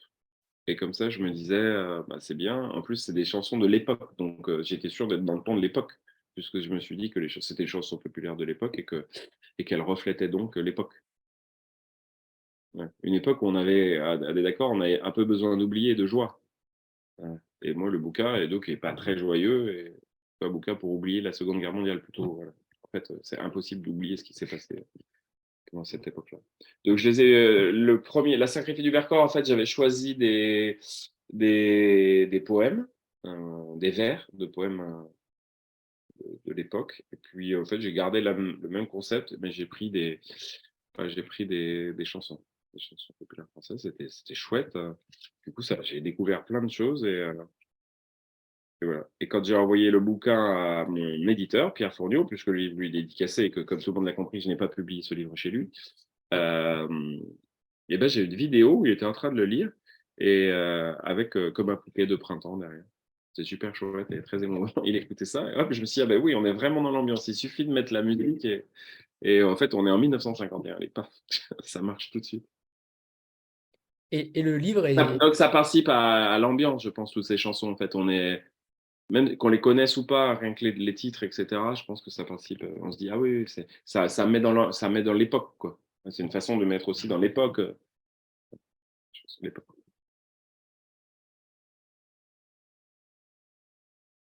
euh, Ah aussi oui, oui, j'ai cité David Lynch dedans. Ouais. ouais. Il y a aussi un proverbe juif, il y a aussi Prévert, je crois, Yves Montand, pardon, les Oui, paroles de Prévert, et aussi oui. Cormac McCarthy, qu'on n'attendait pas forcément pour le coup, mais j'aime bien savoir aussi ce qui anime un écrivain dans un épigraphe ou dans des citations de grands. Qu'est-ce qui justement symbolisait tous ces auteurs ou toutes ces citations? Oh, bah, Yves Montand, ça, je l'avais un peu en tête. Ouais, comme ça, c'est quand même un livre sur une histoire d'amour. Donc, je l'avais en tête, ça, je la connaissais. Enfin, les gens connaissent Les Feuilles Mortes quand même. Enfin, moi, je la connaissais, cette chanson-là. Et donc, quand je l'ai réécoutée, je me suis dit, hop, ça colle bien. Bah, Cormac McCarthy, en fait, j'ai commencé la trilogie des Confins, mais j'arrive pas. Je le lirai plus tard, je sais que sur des bouquins, mais en tout cas, en fait, je lis assez peu pour m'émouvoir. Donc, c'est pareil, les émotions, c'est plutôt, je vais pleurer devant des films, souvent. Je pleure devant The Voice aussi, hein, donc voilà, l'écran en règle générale, ça me fait. Quand je vois toutes les petites familles là, Élise va gagner, ils arrivent et ils sont trop stressés, même si c'est un peu scénarisé, en fait, je regarde ça, moi je suis hyper ému, je me dis ah ouais, oui, alors, oh, il est sélectionné, je pleure. Donc je pleure devant The Voice et je pleure pas en lisant, ça m'arrive jamais. Je ne pleure pas en lisant en fait. Mais il y a un bouquin dans ma vie où j'ai eu des montées d'émotions incroyables. C'est La Route de Cormac McCarthy. Je crois pas que, je sais pas si c'est son meilleur roman, bidule, peu importe, mais c'est pas pour le style d'écriture, etc. C'est juste, en fait, je crois que je venais d'avoir des enfants, en fait. Enfin, c'est sur le, en fait, c'est pas, je suis pas sûr que ce soit un roman sur l'apocalypse. Enfin, peu importe. En tout cas, ce truc-là le rapport du père au fils, ça m'a pris. C'était juste dingue, en fait, quoi. Et donc, du coup, c'était normal pour moi de, de choisir ce bouquin-là parce qu'il y a aussi une relation filiale voilà, dans Les larmes du Rage, qui n'est pas une relation père-fils pour ceux qui l'ont lu, évidemment, mais plutôt mère-fille. Voilà, donc là, c'est les deux. Après, David Lynch, parce que je m'étais dit, en fait, ça fait pas le même effet, mais enfin, pour ceux qui ont vu Mulholland Drive, en fait, il y a un moment où ça déraille complet. Enfin, il y a un gros déraillement. Alors, c'est aux 2 tiers du film, même aux 80% du film. Là, on se dit, mais c'est quoi ce bordel, en fait? C'était les mêmes personnages, ils n'ont plus le même nom. On comprend, on a l'impression de plus rien comprendre. On se dit, le mec a pété un plomb, en fait. On se dit, le mec a pété une durite. Et du coup, on commence à vraiment se poser des questions et on a une énorme surprise, en fait, voilà, sur la fin du film. Alors, rien à voir avec moi, c'est clair. Je pense qu'en fait, c'est plutôt l'inverse. C'est plutôt, on comprend pas tout à fait et c'est hyper clair. Parce que Lynch, il faut faire un effort incroyable pour tout réimbriquer, voir que la clé, le truc bleu, en fait, c'est la clé qui est posée. Est-ce qu'il y a la tasse de café? Est-ce qu'il n'y a pas la tasse de café, etc. Quand on décode tout le film, c'est hyper clair. On sait qui est la blonde, on sait qui est la brune, on sait que c'est un rêve, on sait que c'est un film freudien. Et je crois que voilà, c'est hyper clair. Donc, j'ai mis David Lynch pour ça, parce que je me suis dit, en fait, cette espèce de truc à la fin où on se dit, ah ben non, en fait, c'est pas du tout ce qu'on pensait lire depuis le début, quoi. Et en fait, c'est juste c'est 10% du livre qui fait qu'on se dit, ah ben non, en fait, on n'a pas du tout lu ce qu'on croyait lire. On a lu un autre truc. Et quand on regarde Mulholland Drive, en fait, on n'a pas du tout vu ce qu'on croyait voir. On a vu un autre truc, quoi. Mais ça le fait avec plein de films, hein, pas que. Ça le fait aussi avec Usual Suspect. Vous regardez un film pourri, puis à un moment, quand il se lève dans le commissariat et qu'il y a tous les noms, etc., vous dites, ah non, j'ai vu un super film, en fait. En fait, non. Pendant 1 heure et demie, je regardais ce film avec Kevin Spacey et tout, je me disais, c'est nul. Enfin, c'est moyen, quoi. Tout le monde m'avait dit, tu vas voir, c'est génial, c'est énorme et tout. Je me disais, mais qu'est-ce que ces gens racontent, en fait? C'est très moyen, quoi. C'est un petit polar un peu pourri de quelqu'un qui est assis dans un commissariat et qui raconte des histoires sur Kaiser Soze dont tout le monde se fout, quoi. Et puis à un moment, en fait, il y a un truc qui se passe à la fin, on se dit, oh là là! Et ça, je trouvais. Alors, j'ai essayé de le faire quand même. Voilà, quand je dis c'est un roman avec un twist, du suspense et tout, j'ai essayé quand même de le faire. Alors, sûrement beaucoup moins réussi que dans ce film-là. Parce que là, on est quand même estomac qui regarde le truc, on dit, on s'est fait avoir, quoi. Et c'est bien, des fois, de se dire, on s'est fait avoir. On sait qu'on va se faire avoir, mais on se fait quand même avoir. Alors, ça, c'est. Parce que quand on lit des trucs où on sait qu'on va se faire avoir, on fait attention quand même. On se dit, on est attentif. Voilà. Et du coup, à la fin, on s'est quand même fait avoir. On dit, ah, elle est bonne, ou il est bon, quoi. Ah, ouais, super. Ça, j'aime bien. En littérature, on peut très vite abandonner un livre sans attendre justement la lumière. Pour un Oui. film, c'est peut-être plus Ah délicat. les gens vont penser que j'ai une dent contre Denis Lehane, alors que j'aime beaucoup Ténèbres, prenez-moi la main, super bouquin, par exemple. Mais quand j'ai lu celui de Lille, comment c'est Shutter Island, c'est quoi le titre? Ouais, c'est ça. Quand je l'ai lu, je l'ai vu direct. J'ai vu le twist Shutter direct. Island. Je l'ai vu direct, en fait. Ça m'a tué. J'ai dit, ce livre est nul. Je l'ai vu direct, en fait. J'ai vu direct le twist. J'ai compris le livre tout de suite, en fait. Alors là, je me suis dit, bah oui, c'est foutu, quoi. Tu vois. Mais Yeah. du coup, c'est sûr qu'il faut faire gaffe, quoi. Parce que moi, en fait, c'est ça. Moi, je me suis dit, mais tu en mets trop, tu en mets pas trop. Tu mets. Alors, ça, avec l'éditrice, on discutait, voilà. Même en plus, même en moins. Voilà. Il y a même un moment, je dois le dire, où j'ai un peu transigé avec les contraintes artistiques et la demande de l'éditrice. Elle m'a dit, là, en fait, on ne comprend plus que dalle. On ne comprend plus rien. Il faut que voilà, il faut que. Au revoir, je vous quitte à regret. Au revoir. Il faut que tu en mettes un peu plus, quoi. Il faut que tu expliques un peu. Donc, c'est la scène dans l'hôtel, en fait, où je me suis dit, mais comment on va faire pour. il fallait rentrer un peu dans sa tête. Elle m'a dit, non, mais là, les lecteurs, il faut donner un peu de... Donne-en, en fait, on comprend rien. Avec la description, personne ne comprend rien. Là, tu as paumé la lectrice, tu as paumé le lecteur. Fais quelque chose, et je me suis dit, ah, ben, je vais faire... En fait, c'est la chambre d'hôtel, et en fait, je vais faire des trous dans la tapisserie. Et en fait, il regarde à l'intérieur des trous. Et c'est là où il y a les... C'est là où il y a les secrets de son premier passage dans la chambre d'hôtel. Donc, je triche un souille, mais voilà, pas vraiment. Mais en tout cas, pour répondre à ta question, bah, si c'est trop grossier, tu fermes vite le roman, quoi. Si c'est trop grossier, si tu le vois tout de suite, tu le fermes, quoi. Et je pense que dans le bouquin c'est un super bouquin, je connais plein de gens qui adorent ce bouquin, bah, c'est parce qu'ils l'ont pas vu, quoi. Si tu vois le truc enfin, si tu le vois, c'est non. Mais c'est ça qui est intéressant, c'est que quand on lit Les Larmes du Reich, on pense savoir. Et donc, potentiellement, des lecteurs peuvent s'arrêter aussi avec le même raisonnement. C'est ça qui est Mhm. intéressant. Et alors, Bah il ouais. faut leur dire non, continuez. Bah, je sais pas si les gens, oui, il y a des gens qui peuvent savoir, mais après, je vais loin, donc quand même, je sais pas si les gens ils peuvent se dire, mais ils se disent, ah oui, quand même, non, on n'avait pas vu ça, pas autant. On voit bien qu'il y a un problème à un moment.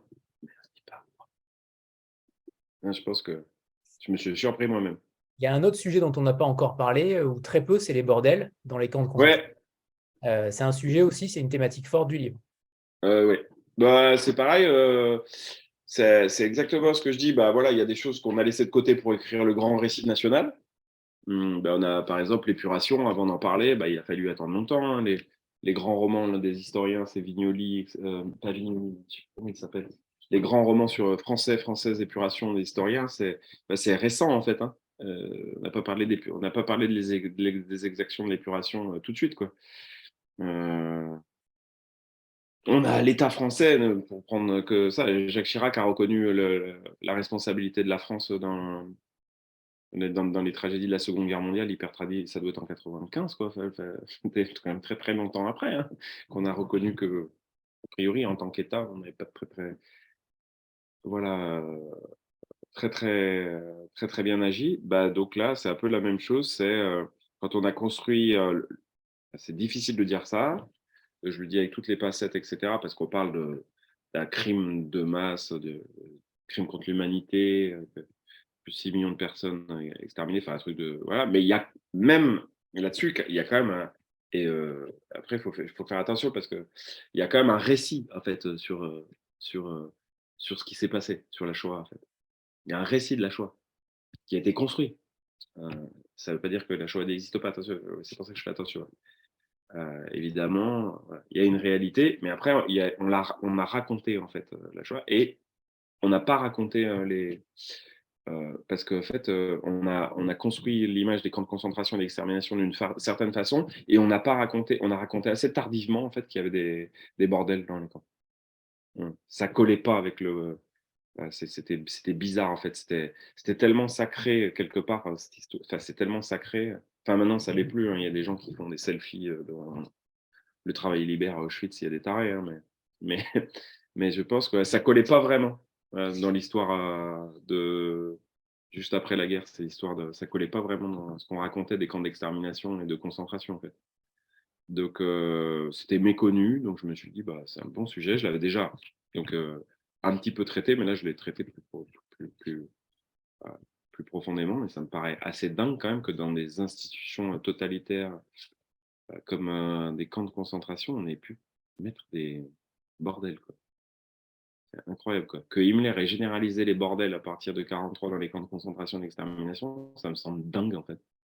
Alors, il n'y avait pas de juifs, hein. Il n'y avait pas de. Je le dis parce que. Enfin, je le dis Faut d'ailleurs à la fin préciser du aussi. bouquin. Il n'y avait pas de. C'était pas. Ouais, les juifs n'avaient pas accès. Il n'y avait pas de prostituées juives dans les camps. Bah, de ce qu'on en sait. Voilà. De ce qu'on en sait, il n'y avait pas de. Bah, c'était pour les travailleurs méritants et pour les SS, quoi. Enfin, pour les nazis.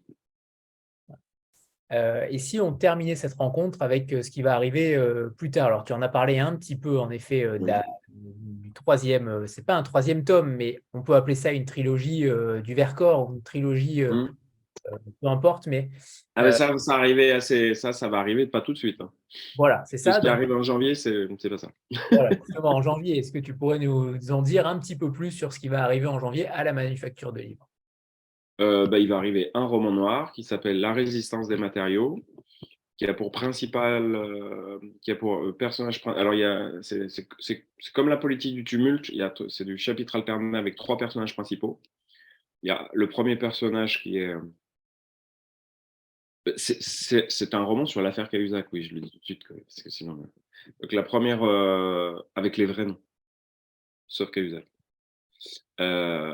Donc, la première personne est une élue de la région Rhône-Alpes en ascension politique qui s'appelle Djamila Garambouchaki.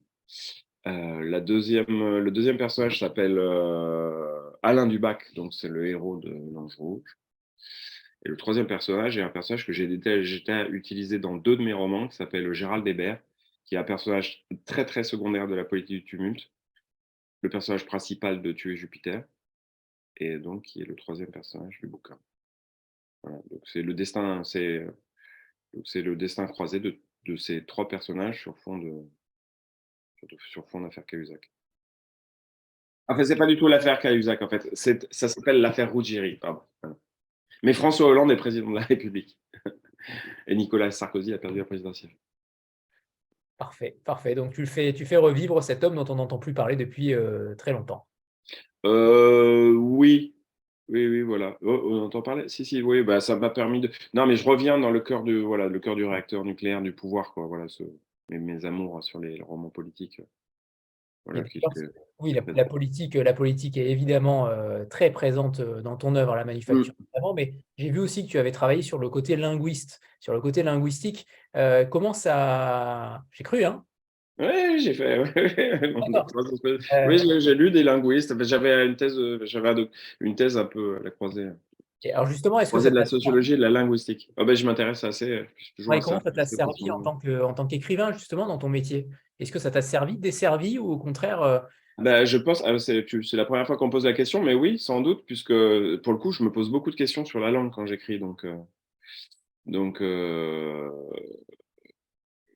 quand j'ai bossé, moi, quand je bossais sur ma thèse, ben, je me posais beaucoup de questions sur la langue, sa structure, etc. Donc, ouais, effectivement, je pense que ça a dû avoir un impact sur le fait que je me pose plus de questions sur l'écriture que sur l'histoire quand j'écris, quoi. Mais je me dis souvent, moi, j'aime pas trop le premier jet, hein. Ce que j'aime bien, c'est j'écris quand je réécris, en fait. Ce que j'aime bien, c'est me corriger, me méditer, oui, c'est repasser 300 fois sur la même phrase là, jusqu'à ce que j'ai le bon son, le bon mot, je la coupe, j'enlève. Ah, maintenant, ça allait mieux tout à l'heure, là, enfin, avant-hier. Et il y a 2 mois, je remets le mot. C'est un enfer, en fait. C'est un enfer, mais c'est vraiment ce que j'aime faire. Ouais, un peu comme les peintres, quoi. Un peintre, quoi. Ouais, il va changer les couleurs, pour les ombres. Ouais. Plus important, je pense, que l'histoire? Oui. que l'histoire du tableau, peut-être. Ben, je sais pas.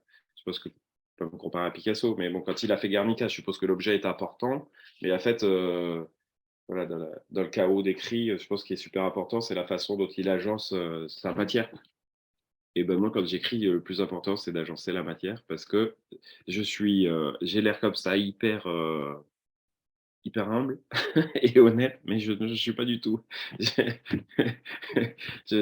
pas je ne pense pas que. En fait, je pense que c'est démarche artistique pour moi. Ouais. C'est assez noble pour moi la littérature. J'ai- Donc je m'intéresse à la manipulation des formes et de la matière, et je pense que c'est vraiment important. Et que d'ailleurs, il y a pas mal de romancières et de romanciers qui, euh, qui devraient se poser des questions quand même sur ce qu'ils font, quoi. Il faut quand même avoir conscience de ce qu'on est en train de faire. Pas là juste pour écrire des petites histoires, etc. Non, c'est pas ça. Enfin, on prend des mots, on les agence dans un roman qui a une certaine forme. Il y a une démarche artistique, quoi. Tu trouves C'est- justement que dans. Je suis comme Gainsbourg, vous savez, la mission apostrophe où il lui dit c'est qui, c'est Beko? Ta gueule, Beko, c'est Beko, non? Il dit ta gueule. Mais non, tu es un chansonnier, ta gueule. Vous le connaissez ce passage, c'est énorme. Tais-toi. Il lui dit mais non, c'est un art. Nous, on est des chansonniers. Il faut une initiation. Bah ouais, moi c'est pareil, bah, j'ai une initiation, quoi. J'ai lu James Ellroy, ouais, c'est comme ça. J'ai lu James Ellroy, j'ai une initiation par moi-même parce que on est en France, donc il n'y a pas d'atelier, il n'y a pas d'université. Ça commence un peu, mais pas comme dans le monde anglo-saxon, on est formé à écrire, etc. On le fait soi-même. Mais il faut quand même, quand on écrit, je crois qu'il faut quand même se poser 2-3 questions sur ce qu'on est en train de faire, sur ce qu'est l'écriture. On n'est pas en train de faire du journalisme, par exemple. On ne fait pas du journalisme. Et d'ailleurs, après, c'est hyper. Du coup, c'est pareil. En fait, les gens, quand ils attendent, ils posent des questions sur l'histoire, les personnages. Vous voyez bien, en fait, c'est ça qui intéresse les gens. J'ai très, très peu de questions en règle générale. Là, on en a eu, mais j'ai très, très peu de questions sur c'est quoi écrire, pourquoi ce mot et pas ce mot, pourquoi tel son, pourquoi telle forme, et pourquoi sur un jour, et pourquoi. Et en fait, c'est des questions que je me pose, ça. C'est hyper important, quoi. Par exemple, la Sacrifice du Vercors, typiquement, avant d'écrire, je voulais écrire quelque chose qui soit non lyrique. Euh, pas d'héroïsation par l'esthétique. Parce qu'en fait, c'est hyper facile de faire quelque chose d'hyper lyrique juste par la forme, je veux dire. Vous prenez beaucoup de personnages sur une longue période et déjà, hop, et vous avez une esthétique assez lyrique. Bah, moi, j'ai pris très peu de personnages sur une seule journée, hyper sec. Bah, du coup, esthétiquement, en fait, on va pas être lyrique, mais c'est juste par les choix esthétiques qu'on fait, en fait, artistiques qu'on fait. Et ça, je trouve ça vraiment intéressant, quoi. C'est vraiment ce qui m'anime quand j'écris, c'est ce qui m'intéresse le plus quand j'écris, de me poser toutes ces questions. Donc, du coup, après, c'est vrai que peut-être les personnages sont trop froids. On le voit en filigrane quand on te lit, quand on te lit sur plusieurs aussi livres. Je pense que si on ne lit que celui-ci, peut-être qu'on va avoir une image différente. C'est possible aussi. Je pense qu'il faut. Mhm. Tu es peut-être un auteur d'œuvre, entre guillemets, puisque là, je vois que tu reprends des personnages de différents livres. Tu ne peux Mhm. pas les lâcher. J'ai l'impression que tu ne peux pas les lâcher forcément. Ils sont importants pour toi. J'ai l'impression que tu vis aussi avec Ou eux. je suis fainéant, l'autre choix. C'est vrai. Oui, non, mais je crois, oui, oui, ils sont bien. Non, mais j'aime bien ce personnage. Gérald Hébert, j'aime beaucoup ce personnage. Ouais. Et tout J'aime ça bien. pour te dire que Dubac, je l'aime bien aussi. J'en ai pas fini avec eux. Donc.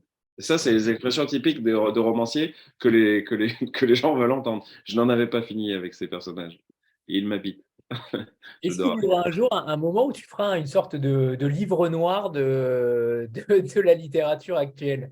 Ah non, parce que je suis pas un assez gros lecteur. Je suis pas du tout un assez gros lecteur. Je pourrais faire le livre noir de l'édition et des rapports ou des auteurs, ça, oui, de polar, ça je pourrais le faire, mais pas, non, je suis pas, franchement, je suis pas un assez gros lecteur. J'ai beaucoup lu jusqu'à ce que j'écrive. Après, voilà, quand non, je donne pas de nom. Non, Je pas peux de nom. donner les noms que j'aime bien, si vous voulez, d'auteurs que j'aime bien, Antonin Varenne, Jérôme Leroy, si vous voulez, mais pas de nom d'auteurs. Non, ne comptez pas sur moi. On a déjà dit assez. Marin Ledin, j'en ai que des hommes, je cherche une femme. Non, non, non, non, je lis peu en fait. Je lis plus. Je lis plus beaucoup depuis que j'écris. J'ai lu beaucoup avant. Et en fait, après, j'écris dedans. Je suis plus romancier que lecteur. Et j'ai des amis qui écrivent, qui sont plus lecteurs que romanciers. Enfin, s'ils devaient choisir, moi, si je devais choisir entre lire et écrire, on me dit, bah, tu vas faire plus que lire ou plus. Choisir un des deux, je choisirais écrire. Et je connais des gens qui diraient, bah, lire. Tant pis, n'écrivons plus, lisons. Ouais. Quand je dis que je manque d'humilité, c'est vrai. Je mens pas. Débile. François, merci infiniment. Comme toujours, on est ravis de te recevoir. Et tu as toujours. Alors, on aura appris quand même que tu lisais Voici, notamment, et que Oui. ça fera Ah, James partie. Ellroy, non mais j'aime James Ellroy, c'est un peu Voici quand même. Ouais, bien Ah, mais sûr. quand vous lisez James Ellroy et que vous lisez Voici, ça ressemble quand même, hein, je veux Ouais. dire. Enfin, Une forme différente, mais oui. Mais oui. non mais Merci. stylistiquement. Merci Merci. à tout le monde. Bon, Et puis bonne lecture pour ceux qui l'ont pas lu. eh oui. Et puis sinon, On se retrouve peut-être à la rentrée en janvier. la petite rentrée littéraire, comme on dit, janvier. Voilà. La Donc, résistance des matériaux. Je peux le dire. Je sais pas si j'avais le droit de le dire, mais bon. oui, oui, bah, Je sais pas, mais bon, j'ai pris le droit. Bon, en même temps, c'est mon bouquin. en effet. Merci infiniment à tous. Merci. Merci beaucoup. À bientôt. Au revoir tout le Au monde. revoir. Bonne soirée. Merci.